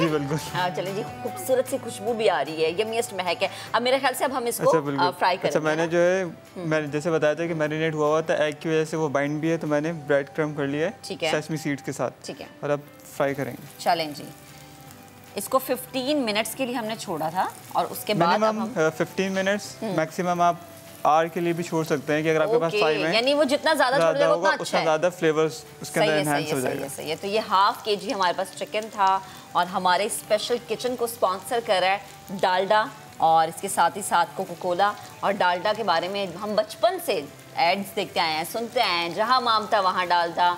हेल्दी रहने के लिए और हेल्दी दिखने के लिए एक हेल्दी ऑयल का घर के किचन में होना बहुत ज़्यादा ज़रूरी है। और कोक ने भी हमें स्पॉन्सर किया है, और इफ्तार के वक्त जब या सहरी के वक्त एक ठंडी कोक होती है ना हाथ में, आप यकीन करें दिल खुश हो जाता है। सो अभी हमारा ये चिकन जो है ये फ्राई हो रहा है। अच्छा, फ्राई नहीं करना, मतलब 8-10 मिनट, बस 3 से 4 मिनट में, क्योंकि ये पार्शियली मैंने बहुत पतले रखे हुए थे फिले, तो ये जल्दी से जैसी कलर आएगा ये कुकड हो जाएंगे। सही है। और इसका मतलब अमूमन ये होता है कि जो चीज़ें हम फ्राई कर रहे होते हैं हम कहते हैं लाइट ब्राउन सा, गोल्डन सा कलर, मज़ेदार सा भी लगता है, बहुत ज़्यादा डार्क शेड बन जाए। सेसमी सीड की वजह से जो है वो कलर उसका लाइट रहेगा। ओके, बासित मैं चाहूँगी एक दफ़ा अगेन आप इसकी रेसिपी अगर शेयर कर दें, जिन्होंने अभी अभी पेंसिल और कॉपी पकड़ी है ना, वो फ़ौरन से नोट डाउन कर लेंगे। बिल्कुल, मैं रिपीट कर देता हूँ कि 2 एग्स लिए थे मैंने, उसको पहले हम बीट कर लेंगे। बीट करने के बाद जो है ज़ीरा पाउडर 1 टीस्पून डाला था, कोरिएंडर पाउडर 1 टीस्पून, यानी कि पिसा हुआ धनिया, वो 1 खाने का चम्मच छोटा, छोटा खाने का चम्मच आपने लिया था, और अगर आप बड़ा खाने का चम्मच लेना है तो वो आप उसको हाफ लेंगे। अच्छा, इसके बाद पिसी हुई सफ़ेद मिर्चें डाली थी 2 टीस्पून। ठीक है, इसके अंदर क्रश चिली गई हुई है, कुटी हुई लाल मिर्चें वो भी 1 बड़ा खाने का चम्मच। सही है, ये हस्बे जायका भी आप कर सकते हैं, हस्बे जायका, लेकिन थोड़ा सा स्पाइसी होता है ढाका चिकन। ओके, और इसके अंदर पिसी हुई मिर्चें भी गई हुई हैं। और इसके अलावा चिकन पाउडर भी आपने, चिकन पाउडर 1 चम्मच गया हुआ है, और लेमन जूस 1 होल। ठीक है, फ्रेश लेगा ताकि उसका फ्लेवर जो है ज़्यादा अच्छा है। अच्छा जी, तो ये अगर आप इस चिकन की मिकदार बढ़ा देते हैं, लाइक 1 kg कर देते हैं, तो ये सारी चीजें आप डबल हो जाएंगी। बिल्कुल, ठीक है, तो ये बड़ी क्विक सी रेसिपी चले जाएंगे। और आप फौरन से जो है ना इफ्तार और इवन सहरी के टाइम भी जो है आप ये जो है वो खा सकते हैं। क्योंकि ज़्यादातर ये फ्राई हो रहे हैं, इफ्तार में हमारा फ्राई आइटम होता है, तो उसके अंदर ये एक यूनिक सी रेसिपी है। नहीं, लेकिन मैं आपको बताऊं, कुछ लोग होते हैं जो सहरी में भी फ्राई आइटम खाते हैं, जैसे फैसल है वो सहरी में भी खा लेते हैं ना। फैसल, आपने भी मुझे बताया होगा आपको। तो ये बस अभी फ्राई हो रहे हैं, मुझे उतना नहीं पता, इनको पता है, तो ये भी पता है कि मैं सहरी में भी फ्राई। ठीक है, ये जब तक फ्राई होते हैं फैसल, तब तक आपकी तरफ चलते हैं हम, और ऑटिज्म के हवाले से हम बात कर रहे थे। जी, तो इससे पहले हम बात कर रहे थे ये जो ऑटिज्म की कंडीशन है, और उस पर डॉक्टर साहब ने तो बहुत मुफस्सल गुफ्तगू की, मैं उनसे भी ये सवाल ज़रूर करूँगा, लेकिन उससे पहले अलामा साहब, हमारा जो सोसाइटी है वो ऑटिज़म क्या, वो कोई भी अगर बीमारी का शिकार हो तो कहा जाता है उसकी तीमारदारी की जाए। ये तो हमें हदीस मुबारका में इसका अहकामात मिले, ये हमें सहाबा ने ऐसा करता हुआ हमें दिखाया है। हमारे अहले बैत जो हैं उन्होंने हमें ये तलकीन की है कि जी अगर कोई बीमार है तो उसकी आप तीमारदारी करें। हमारे माशरे में ये क्या होता जा रहा है कि हम ऐसे लोगों को कि, और मैं तो उसको बीमारी नहीं समझता, ये एक कंडीशन है, और इस कंडीशन को उतने ही प्यार और मोहब्बत से ट्रीट करना चाहिए कि जैसे आप किसी और इंसान को ट्रीट करते हैं। लेकिन देखा ही जाता है कि अगर किसी को कोई हो रही है तो लोग, मैं कहना नहीं चाहता, लफ्ज़ अदा नहीं करता, लेकिन कर्राते हैं उससे। ये जितना वो डिप्रेस्ड बीमारी की वजह से नहीं होता है वो शख्स, वो इस बिहेवियर से उतना ज़्यादा मज़ीद डिप्रेस हो जाता है। मैं चाहूँगा ज़रा लोगों को इस पे दीन की ज़रा रोशनी इस मामले। साइकोलॉजिकली कहते हैं ना कि सांप जब किसी को काटता है तो शायद चंद फ़ीसद लोग हैं जो जहर से मरते हैं और बाकी जो है उस डर से मर जाते हैं। तो आपकी जो साइकी है ना, उस पर बहुत ज़्यादा फिर आपकी उस पर तबीयत पर उसका असर होता है, आपके मिजाज पर उसका असर हो जाता है। इसी तरीके से अगर जो बिहेवियर है वो डिग्रेड कोई कर रहा है किसी को खुदा ना खास्ता, या उस पर बेतवज्जोही कर रहा है, या उसको कम अहम समझने लगे हम आपस के मामलात में कि ये तो कमतर है, तो बेचारा शायद वो उस कंडीशन की वजह से इतना सफ़र ना करे जितना इन मामलात की वजह सफ़र करे। फिर आहिस्ते आहिस्ते वो कॉन्फिडेंस लूज़ कर जाता है, बड़ा डीमोटिवेटेड होता है किसी के लिए इस किस्म का मामला। तो एक तो बहुत अच्छी गुफ्तगू जो हो रही थी उसमें हम एक बात अर्ज़ ये करना चाहेंगे कि रियासत की भी एक ज़िम्मेदारी बनती है। जो आपने पहले बात की कि बाहर भी ये दुनिया में बहुत हमने देखा है, वेस्टर्न वर्ल्ड में भी, वहाँ शायद यहाँ से भी ज़्यादा, क्योंकि शायद ज़्यादा डायग्नोज हो जाता है, इसलिए शायद हम महसूस होता है कि भाई फ़लाँ क्या भी ऑटिज़म है, फ़लाँ के बच्चे को भी ऑटिज़म है, आसपास में भी हम देखते हैं। लेकिन वहाँ पर इस किस्म के इंस्टीट्यूट्स बने हुए हैं जो वालिदैन की भी ट्रेनिंग करते हैं। बच्चों के लिए अगर उसे ज़रूरत है तो एक अलग से स्कूल होता है या अलग से सिस्टम होता है जिसमें वो बच्चा आहिस्ते आहिस्ते अपने आप को बेहतर बनाकर फिर वो नॉर्मल स्कूल में अपने आप के लिए वो कंटिन्यू करता है। तो कहीं ना कहीं ये रियासती ज़िम्मेदारी भी बनती है कि वो इसके लिए एहतमाम करें, सपोर्ट करें, और जब अगर ऐसा ना हो तो फिर माशरा ख़ुद उसमें जो अहले हल्लो अक़्द हैं, यानी कुछ ऐसे अफराद जो बासर अफराद हैं जिन्हें अल्लाह ताला ने तौफ़ीक़ दी हुई है, वो फिर आगे आएँ और वो आगे इसमें कोई एहतमाम करें। इसमें एक बात अर्ज़ करना चाहूँगा कि सूरह ताहा की आयत नंबर 25 से आगे तकरीबन 28 तक ये तिब्ब इस्लामी के तौर पर भी इस पर हमने असर देखा है मुख्तलिफ़ मरीज़ों में, इंक्लूडिंग ऑटिज़म के, जो बड़ी मशहूर आयत है और उसका बड़ा रेलेवेंस भी आपको नज़र आएगा उसके तर्जुमे में, रब्बिश रहली सदरी व यस्सिर ली अमरी वहलुल उक़दतम मिन लिसानी यफ़क़हू क़ौली। ये उस बच्चे पर दम कीजिए, उसको उसका पानी भी पिलाइए। तो बहरहाल कुरान है तो उसका कोई ना कोई तो नूरानी असर होगा। उसका तर्जुमा भी यह है कि अल्लाह मेरे सीने को कुशादा कर, यानी मेरे सीने में इतनी ताकत अता कर दे कि मैं चीज़ों को सह सकूँ और अपने पास जो मेरे सामने आ रही चीज़ें उस पर मैं अच्छी तरीके से रिएक्ट कर सकूँ। यह तो मूसा अलैहिस्सलाम की दुआ थी कि रब्बिश रहली सदरी व यस्सिर ली अमरी, मेरे कामों को आसान बना दे, वहलुल उक़दतम मिन लिसानी, मेरी ज़बान की गिरहों को खोल दे। और तो ये भी सूरह ताहा की आयत नंबर 25 से लेकर 28 तक उसको पढ़ें। और एक काम और जो हमें नॉर्मल बिहेवियर हमारा होना चाहिए वो है तख़ल्लक़ु बि अख़लाक़िल्लाह, कि खुदाई अखलाक अपनाने की कोशिश करो, ये बंदे से कहा गया है। क्या वो अरहमुर राहिमीन है, तुम भी आगे रहम करने वाले बन जाओ। वो रज़ाक़ मतीन है, तुम भी बांटने वाले बन जाओ। सत्तारुल अयूब है, तुम ऐब छुपाने वाले बन जाओ। उसकी मखलूक में सब शामिल है, उसमें अच्छे भी हैं, बुरे भी हैं, मरीज़ भी हैं, सेहतमंद भी हैं, सब हैं। तो हमारा बिहेवियर भी जो है वो हमारे माशरे में सब किस्म के अफराद हैं। खुदाई अखलाक ये हैं कि सब के साथ उस तरह से पेश आओ कि अल्लाह सुब्हानहू व तआला की जो एक बंदगी का हक़ है वो भी पूरा हो सके, और वो रहम करने वाला है तुम आगे रहम करने वाले बनो, वो बांटने वाला है तुम आगे बांटने वाले बनो। जब आप ये करने लगेंगे तो माशरे के हर फ़र्द से दूसरे फ़र्द को मदद मिलने लगेगी। बहुत खूबसूरत बात है। इसी को मैं कैरी करते हुए डॉक्टर सना के पास जाऊँगा। डॉक्टर साहबा, अगर ये पहली बात तो ये कि जैसे कि अल्लामा साहब ने कहा कि यूएसए के स्टैटिस्टिक्स है कि हर 44 में से एक बच्चे पे ये चीज़ आती है।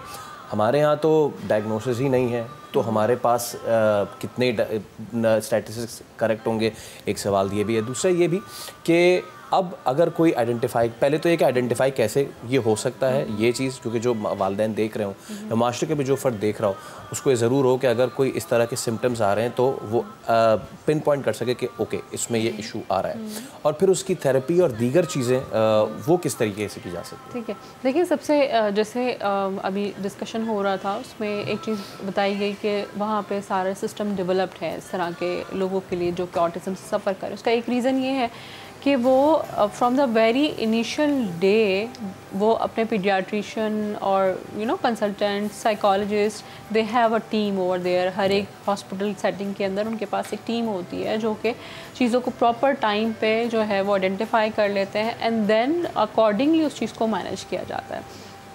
सो अगर इसी तरह के सिस्टम यहाँ डेवलप किए जाए, मगर आई थिंक ये बहुत उसमें टाइम लगेगा बहुत ज़्यादा डेवलप करने में, मगर इनिशियल लेवल के ऊपर अभी एक जैसे बहुत सारे इदारे ऐसे हैं जो कि ऑटिज़म की अवेयरनेस से रिलेटेड काम कर रहे हैं, उनकी पेरेंट्स के हवाले से, उनकी टीचर्स के हवाले से ट्रेनिंग्स के ऊपर काम कर रहे हैं, ठीक है, और ये जानने की कोशिश कर रहे हैं कि किस किस्म के मसाइल वो फेस करते हैं और उनको अब हम अपने कल्चर के अकॉर्डिंग कैसे डील किया जा सकता है। सो आई थिंक कि ये सारी चीज़ें बहुत अहम है कि आगाही फैलाई जाए, लोगों के अंदर ये अंडरस्टैंडिंग डेवलप हो कि ऑटिज़म है क्या। सिम्टम्स की जहाँ तक आपने बात की, मैंने बताया कि उनको सोशल कम्युनिकेशन के अंदर प्रॉब्लम होता है, उनकी कुछ स्पेसिफिक रिपीटेटिव वो होते हैं, बिहेवियर्स होते हैं, रिस्ट्रिक्टिव पैटर्न्स होते हैं, ठीक है।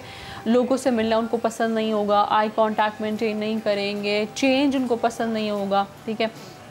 दूसरे बच्चों के साथ जब इंटरैक्ट करेंगे तो अपने इमोशंस को एक्सप्रेस करने में उनको डिफ़िकल्टी होगी, उनके इमोशंस को पिक करने में उनको डिफ़िकल्टी होगी।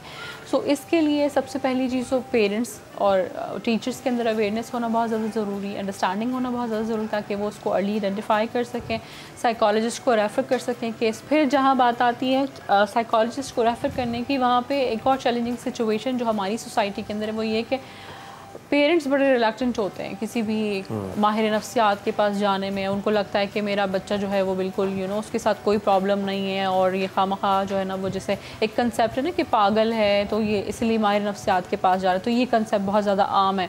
तो इस कंसेप्ट को चेंज करने की बहुत ज़्यादा ज़रूरत है कि जहाँ आपको ये अंदाज़ा हो कि ये इंसान मुख्तलिफ है, हम हर एक इंसान दूसरे से मुख्तलिफ है, मगर जहाँ एक स्पेशल चाइल्ड आ जाता है कि उसकी स्पेशल नीड्स हैं, ठीक है, उसकी अपनी कुछ कैपेसिटी है, कैपेबिलिटी है, आप उसको उसके अकॉर्डिंगली जो है वो एक्सप्लोर करें कि व्हाट इज़ हिज कैपेसिटी और capability, and then try to engage that individual in a specific way कि जो उसको कोप अप करने में आसानी करे।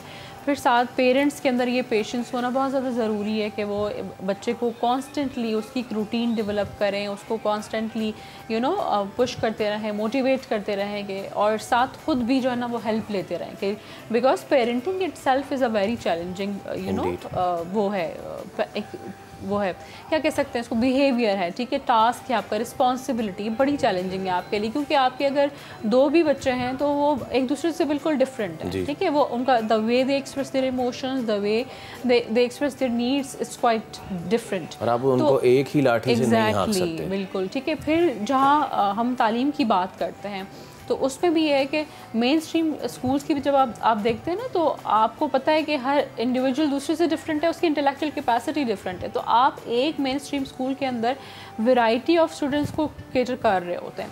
उस मेन स्ट्रीम स्कूल के अंदर ऑटिज़म वाला बच्चा कभी एडजस्ट नहीं हो सकता। एंड आप जब उसको एडजस्ट करने की कोशिश करते हैं तो उसके वो जो पैटर्न्स होते हैं उसके अंदर मज़ीद डिस्ट्रेस की वजह से वो और ज़्यादा उनके अंदर अपने आप को नुकसान पहुंचाना, ये सारी चीज़ें, एंजाइटी, डिप्रेशन, बाकी सारी चीज़ें आना शुरू हो जाती हैं। सो इस हर एक लेवल के ऊपर एक बेहतर अंडरस्टैंडिंग होना, फिर उसके अकॉर्डिंग, उनकी नीड के अकॉर्डिंगली उनके ट्रीटमेंट को प्लान करना बहुत इंपॉर्टेंट है।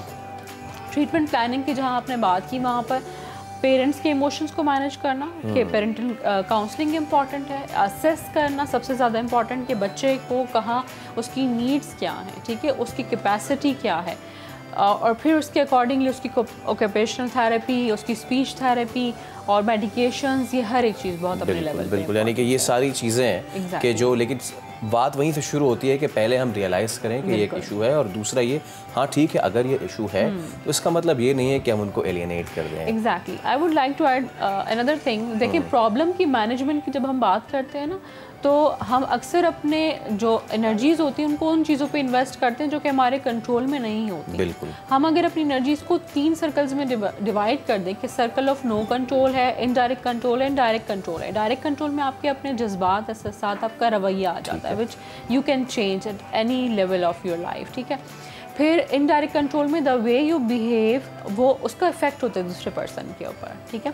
तो वो जब आपके साथ इंटरेक्ट कर रहा होगा ना, तो कहीं ना कहीं आपको अपना रिफ्लेक्ट करना बहुत ज़्यादा ज़रूरी होता है कि अगर मुझे ये रिस्पॉन्स मिल रहा है तो why I am getting this response just because of my own response, you can control the behaviour of the other person. फिर नो कंट्रोल के अंदर वो चीज़ है कि अब जैसे ये न्यूरो डेवलपमेंटल डिसऑर्डर है, ठीक है, it's a genetic condition and you can not change it. तो अगर आप अपनी इस एनर्जी को इस चीज़ पे इन्वेस्ट करेंगे कि मैं इसको किसी तरह चेंज कर लूँ, कंट्रोल कर लूँ, तो you will be simply wasting your energies and time. So ये चीज़ को अंडरस्टैंड करना बहुत ज़रूरी है किसी भी प्रॉब्लम को मैनेज करने में। बहुत शुक्रिया डॉक्टर साहबा, thank you so much for time. और यकीनन ये एक ऐसा मौजू है कि जिस पे बार बार बात करना इसलिए ज़रूरी है क्योंकि हमारे यहाँ रिसोर्सेज नहीं है, सहूलियात नहीं है, और लोग इसको अंडरस्टैंड नहीं करते। लेकिन हम अपने प्लेटफॉर्म से आगाही तो बढ़ाते ही रहेंगे। और मीनवाइल जो महक असलम का जो किचन है, वो हमारा जो किचन है वो भरपूर तरीके से उन्होंने पहली डिश तैयार कर ली। तो मैं जरा खूबसूरत चिकन है, मैंने तैयार नहीं की, शेफ बासित ने तैयार किया है, मैंने सीखा है, और मेरे साथ साथ बहुत सारे लोग जो कि घर बैठ के इस वक्त हमें देख रहे हैं उन्होंने भी सीखा है। यमीएस्ट ढाका चिकन रेडी हो चुका है जनाब, और देखने में बड़ा यमी लग रहा है। सो अब जब हम ये खाएंगे तो पता चलेगा। बिल्कुल सिंपल इजी क्विक रेसिपी है भाई, और बड़े खूबसूरत तरीके से इन्होंने इसको जो है वो सजाया भी है। प्रेजेंटेशन अगर अच्छी होती है ना, यकीन करें खाने का और ज्यादा दिल करता है ना, ऐसा ही है। चलें जी, और रमजान के वक्त आपको पता है कि देख के ही देखिए ना दिल ललचाने लग जाता है। सो बड़ा मजे का ये ढाका चिकन तैयार हो गया। एंड अगेन हमारे इस किचन को स्पॉन्सर किया है डालडा ने, जिसकी बहुत बड़ी रेंज है। डालडा बनास्पति है, ऑलिव ऑयल है, इसके साथ ही साथ डालडा कुकिंग ऑयल है, और कोको कोला जिन्होंने हमें स्पॉन्सर किया है। सो खुले खुशियाँ हमेशा देखते हैं कोको कोला और बासित। लास्ट मैं चाहूँगी कि एक आपने आज क्विक रेसिपी बताई, इसके साथ फेवरेट ड्रिंक कौन सी होनी चाहिए अगर आप पिए? वैसे तो कोक तो है, लेकिन अगर कोई ऐसी घर में भी आप बनाएं तो। अच्छा, क्योंकि गर्मियां हैं तो मिंट लेमनेड या मिंट मोहितो इसके साथ ज़्यादा कॉम्प्लीमेंट करेगा, जो आपकी फ्रेशनेस भी एक बरकरार रखेगी। ठीक है बासित, बेहद शुक्रिया। और हम डेली बेसिस पर इस किचन से एक क्विक रेसिपी जो है वो हम आप तक पहुंचाएंगे। आप घर में ट्राई करें, खाएं, अपनों को खिलाएं, खुशियां बांटें, क्योंकि ये महीना है जो है वो खुशियां बांटने का महीना है। तो जितनी आप खुशियां बांट सकते हैं उतनी खुशियां बांटें, लोगों की खुशियों में शरीक हों और गमों में शरीक हों। Basit again thank you so much. बस एक मैंने रेसिपी सीख ली है, घर जाके ये ट्राई करें। ठीक है, चलें जी फैसल, आगे क्या है जी? आगे हम अल्लामा साहब से अपनी गुफ्तगू जो है उसको जारी रखते हैं। अल्लामा साहब, हमने ये देखा है कि जैसे कि मैं भी अभी ये पूछ रही थी, उनका बड़ा ज़बरदस्त सवाल था कि लोग जो है उनकी एनर्जी डाउन होना शुरू हो जाती है, उसका आपने बड़ा खूबसूरत जवाब दिया। अगेन वही इनफरादी तौर पे तुमने बात की, अब ज़रा इज्तिमाई तौर पे बात करते हैं। मेरा हमेशा से ये सवाल रहा है, हमने देखा है कि ख़ास तौर पे शहर कराची में बड़ा फिलैंथ्रोपिस्ट्स का ये शहर है, दर्दमंद लोगों का शहर है। लोग पूरे पाकिस्तान में बिलखुसूस कराची में अब तो माशाल्लाह शहरी का भी बड़ा एहतमाम हो रहा है। इफ्तार में हम देखते हैं कि बड़ी बड़ी ऑर्गेनाइजेशन से लेके आम आदमी तक, मतलब एक बाप होगा, 2 छोटे बच्चे होंगे, और वो उसने 20 लोगों का कोई एहतमाम किया होगा, सड़क पे वो खड़ा होगा, और इफ्तार के वक्त में जो दफ्तर से लोग घर जा रहे होंगे हमारे जैसे वो वहाँ उनसे पानी, खजूर और दीगर चीज़ें वो दे रहे होंगे। इस रूह को हम बाकी पूरे साल में, क्योंकि जाहिर सी बात है बाकी पूरे साल तो रमज़ान नहीं है, रोज़े नहीं है, सही है, हम इस चीज़ को, इस कल्चर को अपने बाकी पूरे साल में किस तरीके से लेके चलें? देखें, एक लफ्ज़ है आदत और फिर एक है इबादत। तो अगर कोई चीज़ आदत के तौर पर करेंगे तो फिर उसकी रूह बाकी नहीं रह पाती। वो इंसान बस फ़कत उस वक्त के लिए करता है जब तक कि उसकी वो आदत है। लेकिन जब इबादत की हैसियत से कर रहे होते हैं ना, तो इबादत तो रमज़ान में भी है, शव्वाल में भी है, ज़िलक़ाद में भी है। खाना खिलाना तो हर एक मौके पर ही सवाब, पूरे 12 महीने, पूरे 12 महीने सवाब है। बल्कि और हाँ, रमज़ान में उसका सवाब बहुत ज़्यादा इस तरह से, एक बड़ी लतीफ़ हदीस नबवी सल्लल्लाहु अलैहि वसल्लम है कि तफ़तीर का अख़ा का साइम अफ़ज़ल मिन सियाम का, तुम्हारा अपने रोज़ेदार भाई को इफ़्तार करवाना तुम्हारे रोज़ा रखने से भी ज़्यादा अफजल है। खूबसूरत। यानी अगर आप किसी को इफ़्तार करवा रहे हैं तो जो रोज़ा रखा है उसमें जो सवाब अल्लाह ताला ने अता किया उससे अफजल उस इफ़्तार के लिए अता किया कि जो अपने अपने मोमिन भाई को करवाया। तो ये माशाल्लाह एक बड़ा ही अच्छा एहतमाम होता है। और इसमें एक बड़ी खूबसूरत बात ये कि हत्ता फ़र्ज़ कीजिए कि शायद किसी ने किसी मजबूरी की वजह से रोज़ा ना रखा हो या कोई और ऐसे साहब हों, तो कोई नॉन मुस्लिम भी हो सकते हैं, बराबर के शहरी हैं वो हमारे और हमारे भाइयों की तरह हैं, तो सबको तकसीम किया जाता है, इसमें पूछा नहीं जाता। तो ये एक बड़ी खूबसूरत बात है कि इंसानियत की बात होती है। तो क्योंकि हदीस में भी आया है, दुआओं में भी हमें सिखलाया गया है कि अल्लाहुम्मा अदखिल अला अहलिल क़ुबूर सुरूर अल्लाहुम्मा अग़नी कुल्ला फ़क़ीर। हम दुआ करते हैं परवरदिगार तू हर फ़कीर को गनी बना दे। हम ये नहीं कहते दुआ में, हमें ये नहीं कहा कि ये कहो अल्लाहुम्मा अग़नी कुल्ला फ़क़ीरिन मुस्लिमिन, हर मुसलमान फ़कीर को गनी बना दे, हर इंसान को, हर फ़कीर को गनी, अल्लाहुम्मा अशबे कुल्ला जाइना, हर भूखे को तू सैर कर दे। यहाँ पर यह दुआ में हमें नहीं सिखलाया गया कि तुम ये दुआ करो कि तुम परवरदिगार तो मुसलमान भूखे को सैर कर दे, नहीं, इंसानियत की बात है। अल्लाहुम्मा अशबे कुल्ला जाइन अल्लाहुम्मा अक्सु कुल्ला उरियान, परवरदिगार हर बेलिबास को लिबास दे।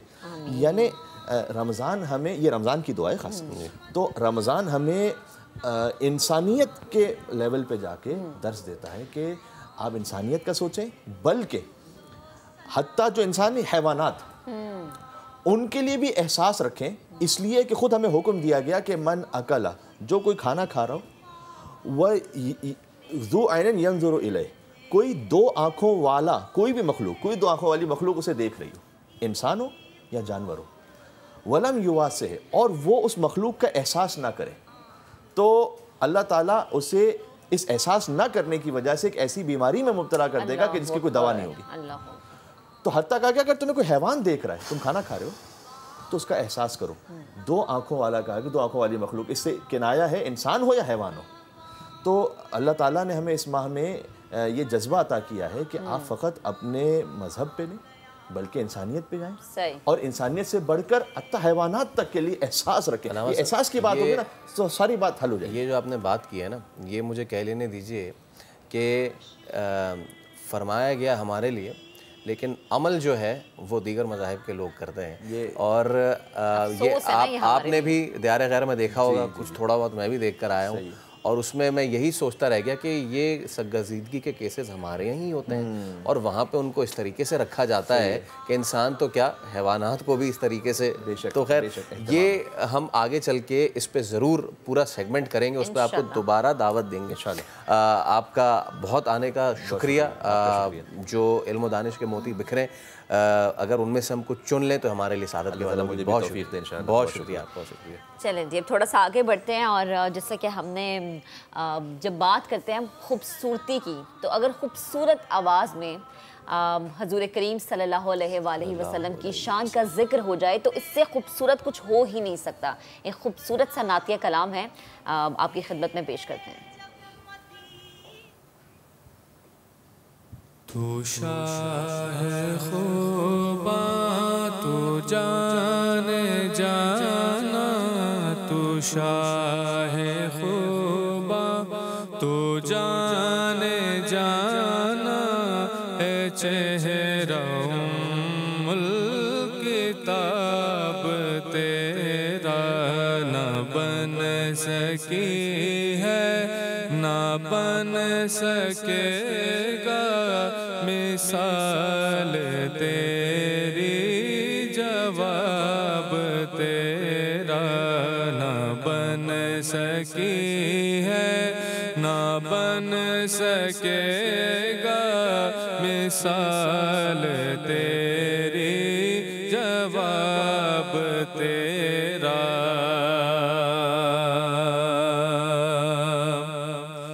तू सब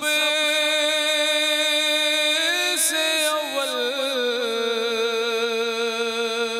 तू सबसे आखिर, मिला गे हुस्ने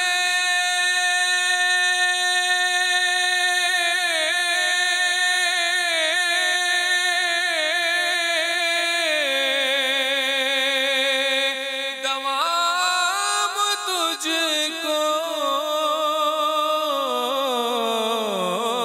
तू सबसे अव्वल, तू सबसे आखिर, मिला गे हुस्ने दमाम तुझको। है उम्र लाखों बरस की तेरी मगर है ताज़ा शबाब तेरा। है उम्र लाखों बरस की तेरी मगर है ताज़ा शबाब तेरा।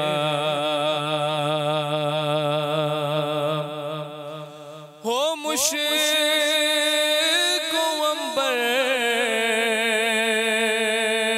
या बुए जन्नत,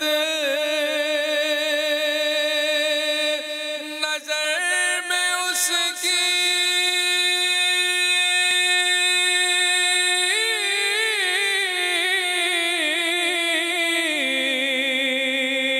है बेहकीकत। हो मुश्क अंबर या बुए जन्नत, नजर में उसकी है बेहकीकत। फिर मिला है जिसको मला है जिसने, मिला है जिसको मला है जिसने, पसीना रश के गुलाब तेरा। तू शाहे खूबा, तू जान जान आका, तू शाहे खूबा, तू जान जाना है चेहरा मुल्क किताब तेरा।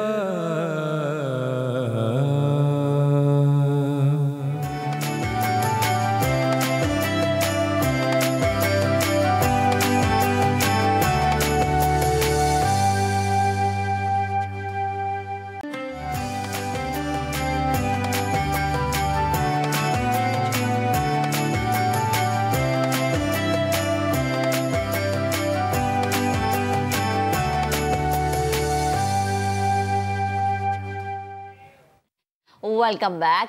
सो माह रमज़ान, जहाँ पर हम ये कोशिश करते हैं कि हम ज़्यादा से ज़्यादा नेकियां करें, इबादत करें, रमज़ान के रोज़े रखें, दूसरों को खुश रखें, दूसरों की खुशी में शरीक हो।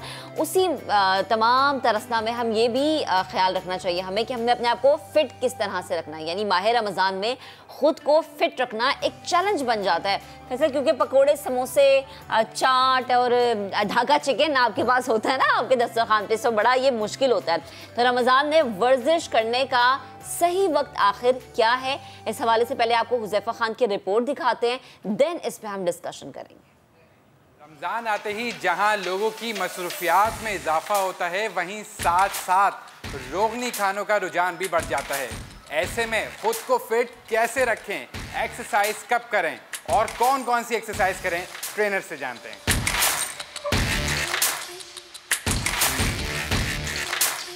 अफ्तार से पहले एक बेस्ट अच्छा वो टाइम, अगर आपको फ़ैट लॉस करना है, अपना वेट कम करना है, अगर कोई इंसान वेट ट्रेनिंग करता है मसल कर रहा होता है ट्रेनिंग, तो उसका सबसे अच्छा है और वो अफ्तार के बाद करें।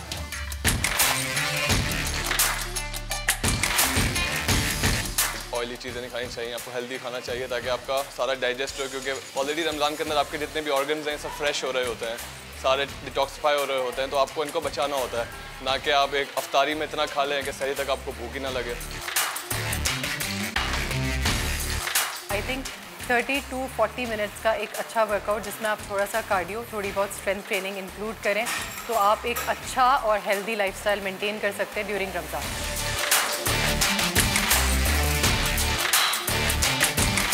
फ्राइड चीज़ें, फ्रिजी ड्रिंक्स, इन चीज़ों को अवॉइड करें, नेचुरल और ऑर्गेनिक चीज़ों के ऊपर जाएं, फ्रूट्स खा लें, फ्रेश फ्रूट्स बहुत अच्छे हैं, वेजिटेबल्स और सैलड्स का इंटेक रखें, थोड़ा सा सोच समझ के खाएं।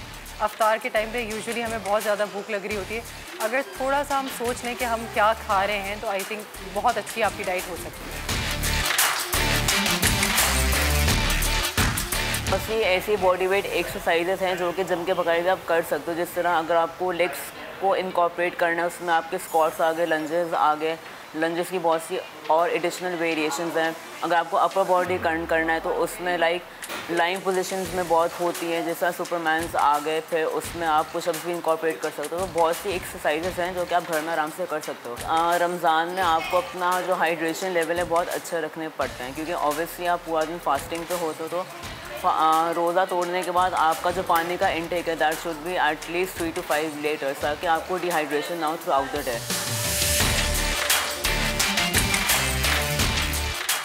रमज़ान में खुद को फिट रखने के लिए अच्छी ग़िज़ा के साथ साथ कम से कम 30 मिनट ट्रेनिंग भी बहुत ज़रूरी है। कैमरामैन सनाउल्लाह डायरी के साथ हुज़ैफा खान, समा, कराची। रिपोर्ट हमने आपको दिखाई। इसी पर बात करने के लिए Anam Zahid certified fitness trainer हमें ज्वाइन कर चुके हैं स्टूडियोज में। अस्सलाम वालेकुम अनम, रमज़ान मुबारक, कैसी हैं आप? मुबारक, अल्हम्दुलिल्लाह, I'm good। अच्छा अनम, ये एक बड़ा मुश्किल चैलेंज इस लिहाज से पूरे रमज़ान हमें लगता है क्योंकि हमें टाइमिंग नहीं समझ आ रही होती। मतलब आप या तो सहरी के बाद कर लें एक्सरसाइज, इफ्तारी से पहले कर लें, इफ्तार के बाद कर लें, लोगों को कुछ समझ नहीं आता, हर एक अपना अपना एक माइंड सेट है, लेकिन आपकी नज़र में बेस्ट टाइम कौन सा है? देखिए, फर्स्ट ऑफ ऑल इसके अंदर 2 कंडीशंस होती हैं, what are your goals and how mature your body is. Ramzan से रोज़े से पहले भी कर सकते हैं और अफ्तारी के बाद भी कर सकते हैं। अगर तो आप लोग इस प्रोसेस में हैं कि आपको फ़ैट लूज़ करना है बॉडी से, तो बिफोर अफ्तारी इज़ द बेस्ट टाइम। और अगर आप मसल ट्रेनिंग पे, स्ट्रेंथ ट्रेनिंग पे, तो अफ्तारी के 1 घंटे बाद बहुत बेहतरीन टाइम है आपकी एक्सरसाइज का। मतलब डिफरेंट कैटेगरीज है ना, या तो फैट लॉस कर लें या फिर आप अपने जैसे 2 कैटेगरीज है ना इसके अंदर। देखिए, एक बंदा होता है जिसको अपनी बॉडी से फैट लूज करना है, और दूसरी साइड पे एक बंदा है कि जिसको स्ट्रेंथ ट्रेनिंग करनी है या मसल ट्रेनिंग करनी है।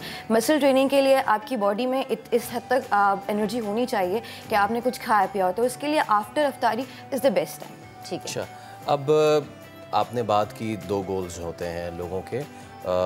अगेन जो सबसे बड़ा ख़ातीन का या मर्द हज़रात का होता है गोल, वही होता है कि यार मैं ज़रा इस महीने में थोड़ा सा अपने आप को टोन डाउन कर लूँ। उसके लिए आपने बड़ा टाइम बताया परफेक्ट। अब उस टाइम में क्या किया जाए, क्योंकि जिस तरह गोल्स डिफरेंट हैं उस तरह टाइप ऑफ एक्सरसाइज भी डिफरेंट है। एरोबिक, एनारोबिक करें, या फिर आप मसल ट्रेनिंग करने जाएँ पहले, या फिर आप सिंपल सी वॉक या रनिंग कर लें, क्या सजेस्ट करेंगे? देखिए, सबसे पहले तो मैं आपको एक बात यहाँ पे एक पॉइंट ऐड करना चाहूँगी कि fitness it's not about Ramzan month और it's not about specific days और वीक और month. You need to make it your lifestyle, और आपको हैबिट और लाइफस्टाइल मतलब आपकी एक रूटीन का हिस्सा होना चाहिए। ऐसा होना चाहिए कि इसके बगैर आप रह ही नहीं सकते, क्योंकि ये आपको आपकी बॉडी को चलाने के लिए चीज़ बहुत ज़रूरी है। और जहाँ तक आपका सवाल रहा उसका मैं जवाब दूँ कि देखिए, फिर वही बात हो गई कि आप गोल क्या है हमारा, आप यानी आप कितना वेट जो है वो लूज करना चाह रहे हैं और कितना वेट जो है वो आप। अच्छा, बहुत सारे लोगों को मैंने देखा है कि इफ्तार से बिल्कुल पहले ना वो लंबा वॉक कर रहे होते हैं, लंबा चल रहे होते हैं, कहते हैं कि यार मुझे देखें इसका रिजल्ट तो मिला। देखिए, वो इफेक्टिव है, लेकिन वही बात है कि डिपेंड करता है कि अगर आप अपनी बॉडी से फैट परसेंटेज कम करना चाहते हैं, अपना वेट लूज करना चाहते हैं, तो बिफोर अफ्तारी आप वर्कआउट करें, आप वॉक करें, दैट विल हेल्प यू। लेकिन अगर आप मसल ट्रेनिंग पे आप अपना वेट गेन करना चाहते हैं तो उसके लिए आफ्टर अफ्तारी इज द बेस्ट। और अगर मैं ये कहूँ जैसे आपने सहरी कर ली और सहरी के बाद आप कह रहे हैं कि अच्छा नमाज पढ़ ली तो मैं वॉक करते करते तस्बीह पढ़ लेती हूँ, तो ये भी मेरी एक तरह से वॉक हो जाएगी। तो हाँ, ये लेकिन देखिए, आप it's good but you can not consider as workout. चहलकदमी करना, वैसे तो आप पूरा दिन आपकी बॉडी यहाँ से वहाँ से बात चलती रहती है, बट आपको अपने आप को प्रॉपर टाइम देने के लिए वर्कआउट करना ज़रूरी। चाहे आप ज़रूरी नहीं कि आप जिम जाएँ, आप घर में भी जाएँ, आधा घंटा फॉर योर सेल्फ, कि जिसमें आप HIIT कर रहे हो, आप इसमें कार्डियो कर रहे हो, आप इसमें मसल ट्रेनिंग कर रहे हो, एक कंप्लीट आपके पास एक पैकेज होना मतलब आप एक एक्सरसाइज से कॉम्बो बना लेना कि आप 10 मिनट्स या 5 मिनट्स आपने किसी चीज़ को दिया। अच्छा बना, मुझे ये बताएं, क्योंकि अब मेरा ये सवाल इसलिए रहता है क्योंकि जब दस्तरखान सजता है ना तो मुझसे तो कंट्रोल नहीं होता। मैं पकोड़े, चिप्स, समोसे जो भी हो ना, कोई भी फ्राइड आइटम हो, हाथ रुकता नहीं है भैया, उस पर फ़ौरन चला जाता है। तो ये भी मुझे एक चीज़ बताएं कि रमज़ान में बहुत सारे लोग वेट कम करने के बजाय वेट गेन कर लेते हैं। वो इसलिए होता है क्योंकि आप ऐसे फ्राइड आइटम्स खा के रेस्ट कर रहे होते हैं, आप एक्सरसाइज को टाइम नहीं देते। ऐसा बिल्कुल ऐसा कि आप देखिए हम पूरे साल में इतना नहीं खाते जितना हम एक रमज़ान के मंथ में खा लेते हैं। देखिए रमज़ान ये मंथ कहीं किसी किताब में नहीं लिखा हुआ कि आपने इफ्तारी में पकौड़े ही खाने, आपने समोसे ही खाने, मतलब आप इस चीज़ को तो बीच में लेके ही नहीं आ सकते। देखिए मैं क्या करती हूँ, मैं तो अपनी छोटी सी प्लेट बनाती हूँ और घर वालों से अलग वो कॉम्बो क्या है प्लेट का? देखिए आप इसके अंदर आपको पोर्शन कंट्रोल करना पड़ता है। देखिए इसमें आपको फैट भी लेके चलना है, आपको कार्ब्स भी लेके चलना है, आपको प्रोटीन भी लेके चलना है। ऐसा नहीं है कि आपने 100% जो अमाउंट है सारा वो कार्ब्स का ही ले लिया या सारा प्रोटीन ले लिया। सारा बॉडी को हर चीज़ की ज़रूरत है, उसको प्रोटीन की भी ज़रूरत है, उसको कार्ब्स की भी ज़रूरत है, उसको फाइबर की भी ज़रूरत है, उसको हर चीज़ की ज़रूरत है। तो इट डिपेंड्स ऑन यू कि आप कैसे हर चीज़ को लेके चलते हैं। आपकी देखिए सहरी में ये होता है कि आपको 50 to 60% कार्ब्स लेने, क्या जाहिर से पता है आपको पूरा दिन सर्वाइव करना है। 30% आपका प्रोटीन है, 10 to 5% आपने प्रोटीन फैट ले लिया। सही है। अफ्तारी में आपको, अब जाहिर बात है अफ्तारी के पास आपके पास टाइम है डिनर करने का भी, तो उसके अंदर आपने फैट्स कम कर दिए, प्रोटीन और थोड़ा सा कार्ब्स इसका थोड़ा इंटेक कर लिया। और एक बात का जो हम लोग ख्याल नहीं करते हैं, उस बात का ही ख्याल हमें ज़रूर करना चाहिए कि अफ्तारी में सहरी में स्पेशली आप पूरा पेट भर लेते हैं, ठीक है, उसके बाद सो जाते हैं। अफ्तारी में आपने पूरा पेट भर लिया, फिर आप ये सोच लेते हैं कि चलो कोई बात नहीं, हम ज़रा तरावी पढ़ने जाएंगे, ये हज़म हो जाएगा, जबकि वो ऐसा हजम नहीं होता। हाँ, आप जैसी आप पढ़ने जाते हैं तरावी वगैरह, उसके बाद आके फिर आप डिनर करते हैं और फिर थोड़ा सा एक छोटा सा नैप ले लेते हैं, थोड़ी सी नींद ले लेते हैं कि हमारी तहज्जुद में आँख खुल जाएगी। सारा वक्त क्या है, आपका पेट भरा हुआ है, तो एटलीस्ट आप अपने पेट में इतनी जगह रखें, 70%, 75-80% खाएं, बाकी जगह अपने पेट में खा लीजिए। Let's talk about liquidating ourselves. Like आपको हाइड्रेटेड रहना है बाकी दिनों में भी, लेकिन रमज़ान में आप का एक पूरा विंडो है जिसमें आप कुछ पानी नहीं पी रहे हैं। अब उसके बाद होता क्या है कि जैसे ही रोज़ा खुला आपने अपने स्टमक को बना दिया कीचड़, उसमें आपने पानी भी डाल दिया, उसमें आपने खाना भी डाल दिया, सब कुछ डाल दिया। तो मैं चाहूँगा इस पे आप लाजमी, क्योंकि हमारी बॉडी 70% पानी से बनी हुई है, हम कैसे अपने आप को और पानी की वो मिकदार हम कैसे पूरी करें कि वो हमारे ऊपर इतना हैवी भी ना हो और हम जो है वो खाली भी नहीं रहे। देखिए ये तो एक बेसिक मसला है यहाँ पे। आप सबसे पहले तो आपके दस्तरखान पे पकोड़े, फ्राइड आइटम सारे के सारे होते हैं। सही है। अच्छा, ये खाने से क्या होता है, आपकी प्यास बढ़ जाती है। बजाय इसके कि आप इस चीज़ पे कंट्रोल कर सकें, आपने क्या किया, आपने खट पानी पी लिया, शरबत पी लिया, दस्तरखान पे वो दूध वाला शरबत भी है, टैंग भी है, कोल्ड ड्रिंक भी पी के उसके बाद आपने पकौड़े खा लिए।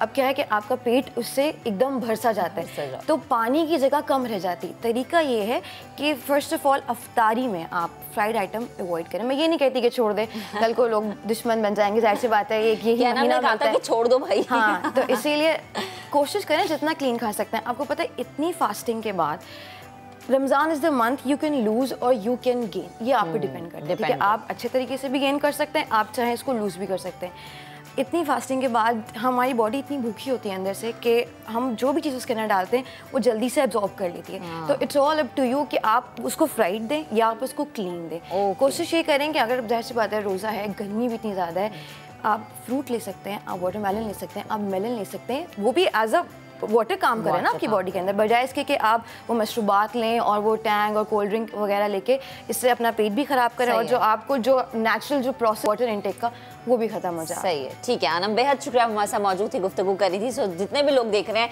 सब चीज़ें खाएं, लेकिन एतदाल में रह के खाएं, क्योंकि फैसल एतदाल में रह के खाना और काम करना बहुत ज़रूरी है। अब बात करेंगे फैसल की फेवरेट चीज़ यानी क्रिकेट की। बता दिया मैंने। पाकिस्तान ने वैसे ओडीआई में तारीख रकम कर दी है, 2-1 से ऑस्ट्रेलिया को पिछाड़ दिया है।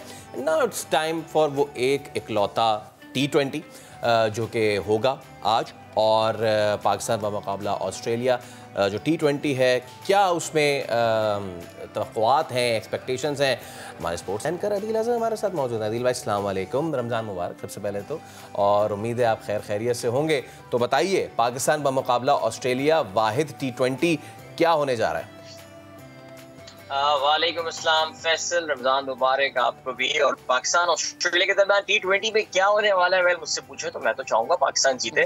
और मेरे ख्याल से आखिरी 2 लिमिटेड ओवर्स के मैचेस पाकिस्तान ने जिस तरह जीते, I would be very surprise if Pakistan loses this only T20 game. So मैं काफ़ी ऑप्टिमिस्टिक हूँ पाकिस्तान की फतह के हवाले से। जैसे कि आपने थोड़ा सा कहा, तो थोड़ा सा हम ज़रा फ्लैशबैक में भी चल लेते हैं। और जो हमने शानदार परफॉर्मेंस दिखाई है इन ओडीआईज, मेरे ख्याल से बाबर 11 और टीम मैनेजमेंट में बहुत सारे टीवी प्रोग्राम्स की ना तज्ज़िये और तबसरे सुन लिए थे। मेरे ख्याल से जो तनकीद हो रही थी उसको रद्द किया, जहाँ पे परफॉर्मेंस थोड़ी सी लैकलस्टर दिखाई दे रही थी उसको बड़ा तगड़ा किया, तो बड़ा शानदार रहा। मैं चाहूँगा थोड़े से आप जो हमारी ओडीआई विक्ट्री थी उस पर भी थोड़ी सी गुफ्तगू ज़रूर करें। आई थिंक पाकिस्तान की जो ओडीआई की परफॉर्मेंस इस सीरीज में रही है, वो कहते हैं ना कि it was like 2 different black और वाइट, यिन यांग जैसे आप कहते हैं, कुछ उस तरह की परफॉर्मेंस रही पाकिस्तान की। यानी जिस तरह आगाज किया, लोग नाराज थे पाकिस्तान जिस तरह ओडीआई को अप्रोच कर रहा है, रन्स भी कंसीड कर रहा है, स्लो मैचेस को लेकर जा रहे हैं। लेकिन हमने ये देखा कि दूसरी ओडीआई से पाकिस्तान ने अपनी अप्रोच को चेंज किया। Right from the get go Pakistan जो है वो अग्रेसिव क्रिकेट खेलता हुआ हमें नजर आया। खिलाड़ी जो है वो बैकफुट पे जाने के बजाय फ्रंट फुट पे जा रहे थे। डॉट बॉल्स में कमी देखने में आई है। बिल्कुल एक different side of the pictures Pakistan ने अपनी ओडीआई टीम दूसरे और तीसरे ओडीआई से जो है वो दिखाई है। वो कहते हैं ना अक्सर फिल्मों में कि ये इंटरवल के बाद कहानी एक नया रूप लेगी, तो कुछ पाकिस्तान की ओडीआई के साथ भी ऐसा ही हुआ है।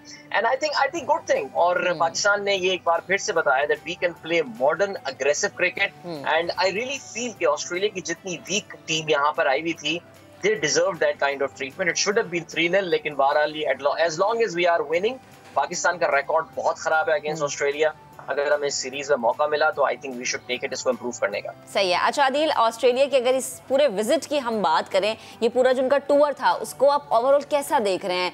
यकीनन हमारे लिए बहुत ज़्यादा फ़ख्र की बात है ऑस्ट्रेलिया का यहाँ पर आना, खेलना कामयाब रहा ये माशाल्लाह से। जितना अप्रिशिएट किया जाए मैनेजमेंट को, चीज़ों को मैनेज करने के हवाले से, उतना ही कम है। आप क्या कॉमेंट करेंगे?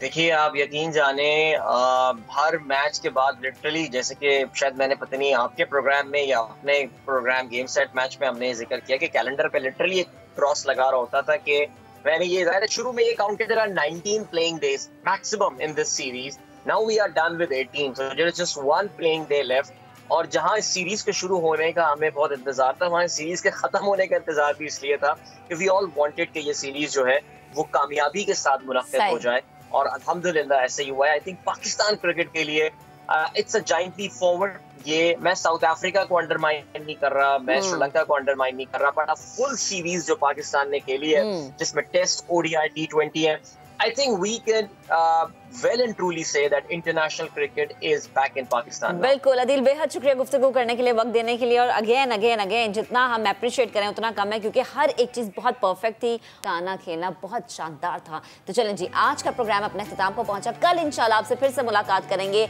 बहुत सारी खूबसूरत बातें और बहुत सारी एक यमीएस्ट डिश आपके सामने कल हम रखेंगे। सो अपना बहुत सा ख्याल रखिएगा। अल्लाह हाफ़िज़।